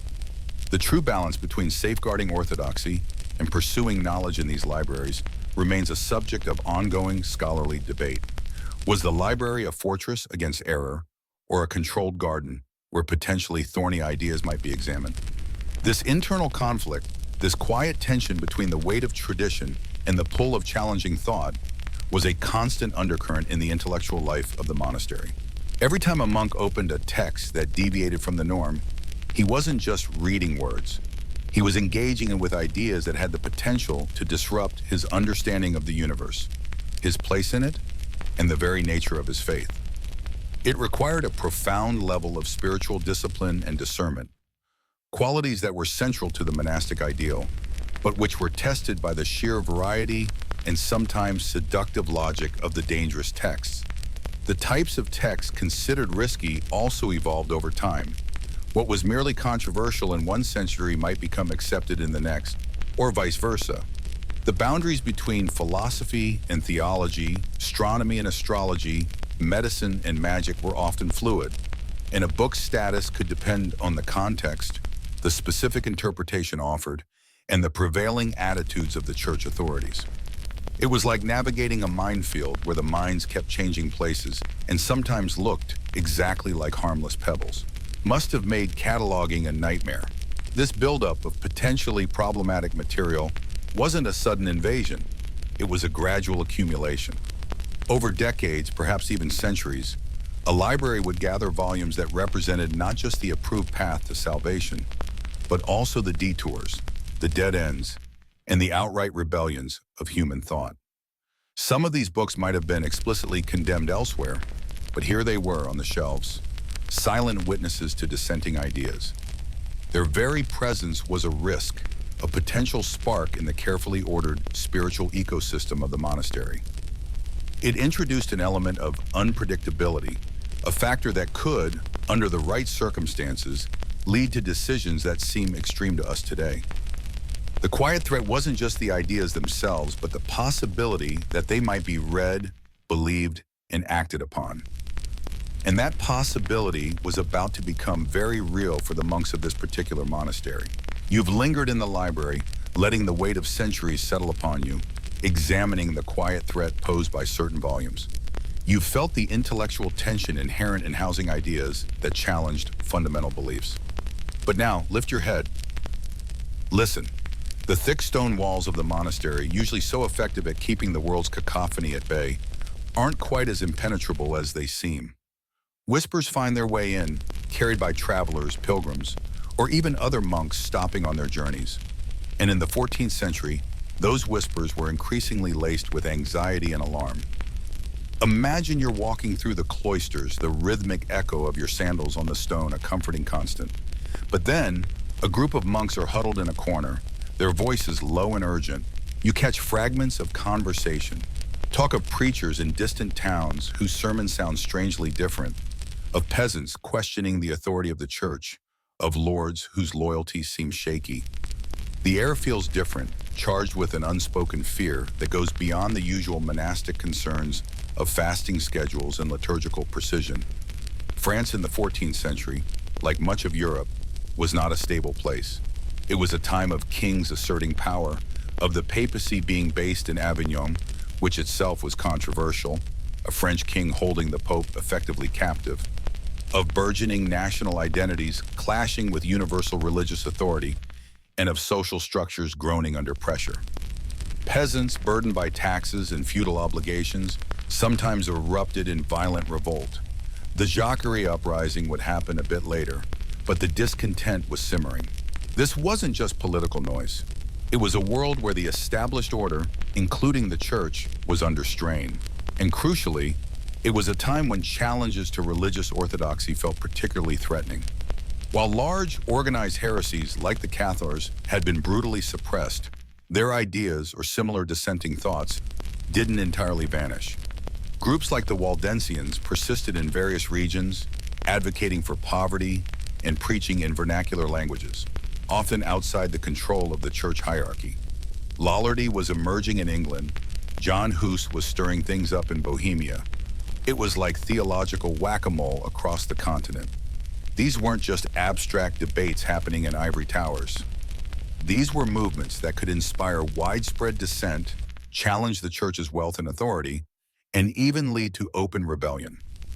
For monks whose lives were utterly dedicated to upholding and serving the church, such challenges were deeply unsettling. They weren't just attacks on an institution. They were attacks on the very fabric of reality solely as they understood it, on the path to salvation itself. So when news of these external stirrings reached the quiet confines of the monastery, it landed differently than idle gossip. It landed like a cold stone dropped into a still pond, sending ripples of unease outwards. You hear about a town where people refuse to pay tithes, citing some obscure passage of scripture interpreted in a forbidden way. You hear about a charismatic preacher who claims the Pope is the Antichrist. You hear about people meeting in secret, reading forbidden books. And suddenly, the books in your own library don't feel like passive objects of study anymore. They feel like potential conduits for the very chaos raging outside. That commentary on Aristotle you read yesterday, does it subtly undermine faith in miracles, just like those heretics claim? That treatise on astrology? Is it leading minds towards a fatalistic view that denies free will, echoing doctrines condemned by the church? That seemingly innocent collection of philosophical letters? Do they contain arguments that could be twisted to justify disobedience or rebellion? The fear was this: if these dangerous ideas were out there circulating among the populace and causing unrest, what if they were also in here within the monastery's sacred walls? What if a monk, perhaps innocently, perhaps through misplaced intellectual curiosity, were to read one of these texts and become infected by its dangerous ideas? What if he then spread those ideas among the community? Or worse, if he left the monastery and took those ideas into the world? The stakes felt incredibly high. It wasn't just about maintaining doctrinal purity. It was about safeguarding the spiritual well-being of the monks, protecting the monastery's reputation, and, from their perspective, helping to defend the very truth of the Christian faith against what felt like an onslaught of error and deception. Imagine you're living in a world where you genuinely believe incorrect ideas can damn your soul for eternity, and you hear reports of these incorrect ideas spreading like wildfire. Now look at the pile of flammable material in your own living room, or in this case, library. You'd start to feel a bit twitchy, right? A quirky tidbit about this period of fear: the lines between religious heresy, political dissent, and even perceived witchcraft could become incredibly blurred. Someone questioning church doctrine might also be accused of disloyalty to the king, and unusual practices or beliefs could be linked to demonic influence. The fear wasn't always neatly compartmentalized. It was a general dread of disorder, both spiritual and temporal. It's like when your computer gets a virus. You're not just worried about losing files, you're worried about your whole system crashing, your identity being stolen. Maybe your toaster starts ordering things online. Everything feels potentially compromised. So this external pressure, this rising tide of anxiety, began to change the internal dynamic of the monastery regarding its library. The quiet pursuit of knowledge, the diligent copying of texts suddenly took on a new layer of risk assessment. The abbot, the chapter, the governing body of the monks, and perhaps influential senior monks would have discussed the situation. News arrives, maybe via a letter from the bishop. Perhaps a visitor from another monastery recounts disturbing events. The conversation turns inward. What about our books? Do we have any of those texts? The presence of the dangerous books which before might have been tolerated as objects of potential refutation or simply ignored, now felt like an unacceptable vulnerability. Keeping them, even if locked away or marked with warnings, felt like harboring a potential enemy within the gates. What if a fire broke out? What if the monastery was attacked, and these texts fell into the wrong hands? What if a monk stumbled upon them during inventory and was tempted? The what-ifs started piling up, each one fueling the growing sense of urgency. A mainstream historical fact is that periods of perceived religious or social crisis often led to increased censorship and control over information. While sealing a library isn't a daily occurrence, efforts to identify, condemn, and sometimes destroy texts considered heretical or dangerous were part of the church's activity throughout the Middle Ages. Universities, bishops, and religious orders issued lists of condemned propositions or authors. This wasn't a completely novel idea born out of panic. It was an intensification of existing practices in response to heightened fear. It's like security measures at airports after a major incident.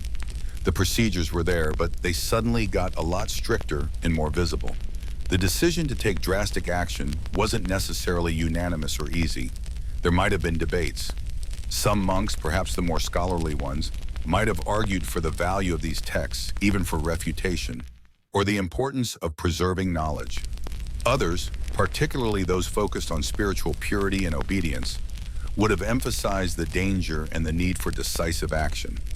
Historians still argue whether such decisions were primarily pragmatic responses to external pressure or driven more by deep-seated ideological conservatism within monastic communities. Was it genuine fear for souls or fear of consequences from higher authorities?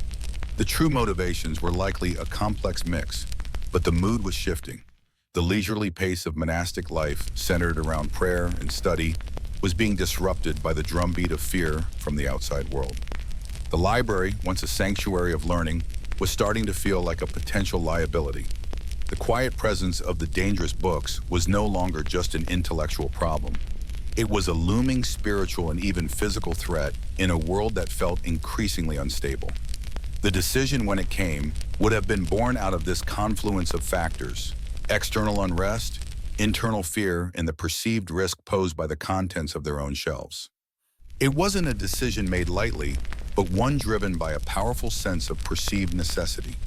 They weren't just tidying up, they were performing an act of spiritual defense. They were safeguarding their community, not just from invaders or famine, but from the insidious power of dangerous ideas. And in a world where ideas could genuinely be seen as spiritual poisons, the library, the very heart of their intellectual life, suddenly felt like a room full of toxic substances that needed to be contained immediately. The time for quiet contemplation was over. The time for action, perhaps extreme action, had arrived. The weight of the world's anxieties was pressing down on those quiet cloister walls, demanding a response. And that response would focus on the vulnerable heart of their institution, the books. You felt the fear build, the whispers from the outside world pressing in, the anxiety about the potential dangers lurking within the monastery walls. The books, once silent companions, have begun to hum with perceived threat. The decision wasn't impulsive, not really, but it was driven by a powerful, overriding imperative: safeguard the community, protect the faith, eliminate the perceived risk. And so the abbot and the senior monks, after agonizing debate that echoed the anxieties you overheard in the cloister, arrived at the chosen solution, the most drastic measure available. The library, or at least the section containing the most problematic volumes, would be sealed off entirely. Imagine the scene. It's not a public spectacle. Monastic life values quiet and order. But there's a palpable tension in the air. You see stonecutters arriving, their tools clanking. They're not building a new chapel or repairing a wall. They're preparing to wall up an opening. You watch as monks carefully carry armloads of books from the shelves, but not to tables for study. No, these particular volumes, the ones deemed most dangerous, the ones filled with challenging philosophy, non-canonical theology, perhaps even texts hinting at forbidden magical practices or dissenting political ideas, are being gathered together. There's a solemnity to it, almost like preparing for a burial. Each book, potentially the product of years of labor by scribes, representing lifetimes of thought, is now being classified as toxic material. The entrance to the specific alcove or room holding these books is marked. Perhaps it's a separate annex off the main scriptorium or a section of shelves cordoned off. The heavy door, if there was one, is removed or bolted permanently shut from the inside. Then the work begins. You hear the rhythmic chipping of hammers on stone, the scrape of trowels applying mortar. Dust fills the air, catching the shafts of light filtering through narrow windows. Layer by layer, rough-hewn stones are laid, mortared together, slowly obscuring the opening. The gap narrows, the light fades, the familiar scent of old parchment and ink gives way to the mineral smell of fresh lime and stone dust. It's a physical, tangible act of exclusion. They aren't just putting a lock on the door, they are erasing the door entirely, building a solid, impenetrable barrier.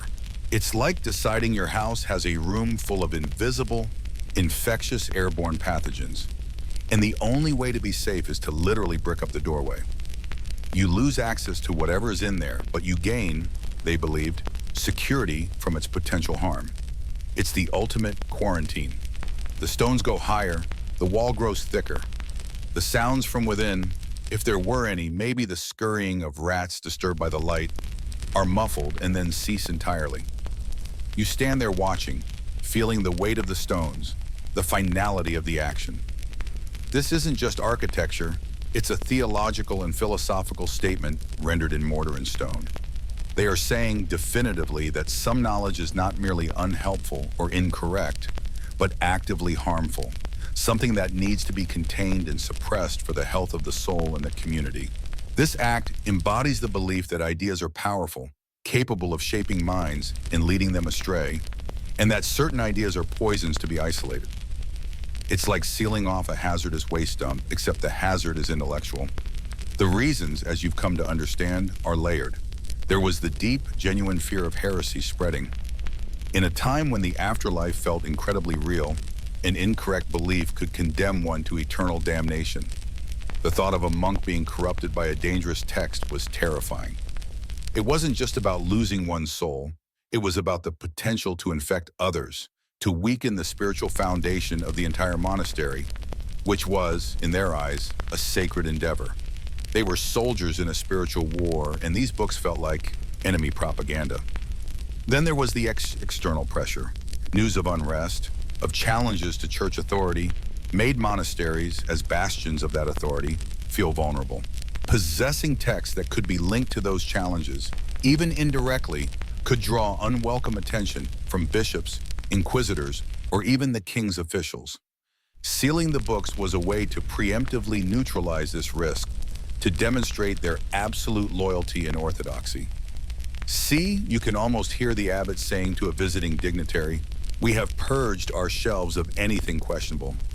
Our minds and our library are pure." It's a pragmatic move wrapped in spiritual justification. It's like suddenly getting rid of all your questionable internet search history just before your parents' visit. And there was the internal discipline. Monastic life was about order, obedience, and shared purpose. Divergent thinking, fueled by potentially dangerous texts, could sow discord, undermine the abbot's authority, and disrupt the harmonious pursuit of salvation. Sealing the books was a way to enforce intellectual conformity, to remove the temptation for monks to wander down forbidden philosophical or theological paths. It was an act of self-preservation for the community's internal cohesion. As the final stones are set and the mortar smoothed, the once open doorway is gone. There is now just a solid section of wall, perhaps indistinguishable from the rest, perhaps deliberately left rough as a quiet monument to the decision. The air begins to clear of dust, but a new kind of stillness settles. The library feels smaller, safer in one sense, but also diminished. A part of its history, a part of its potential for intellectual exploration, has been walled away, perhaps permanently. What happened to those books? That is part of the legacy and part of the historical mystery. Did they simply rot away in the darkness, succumbing to damp, insects, or time?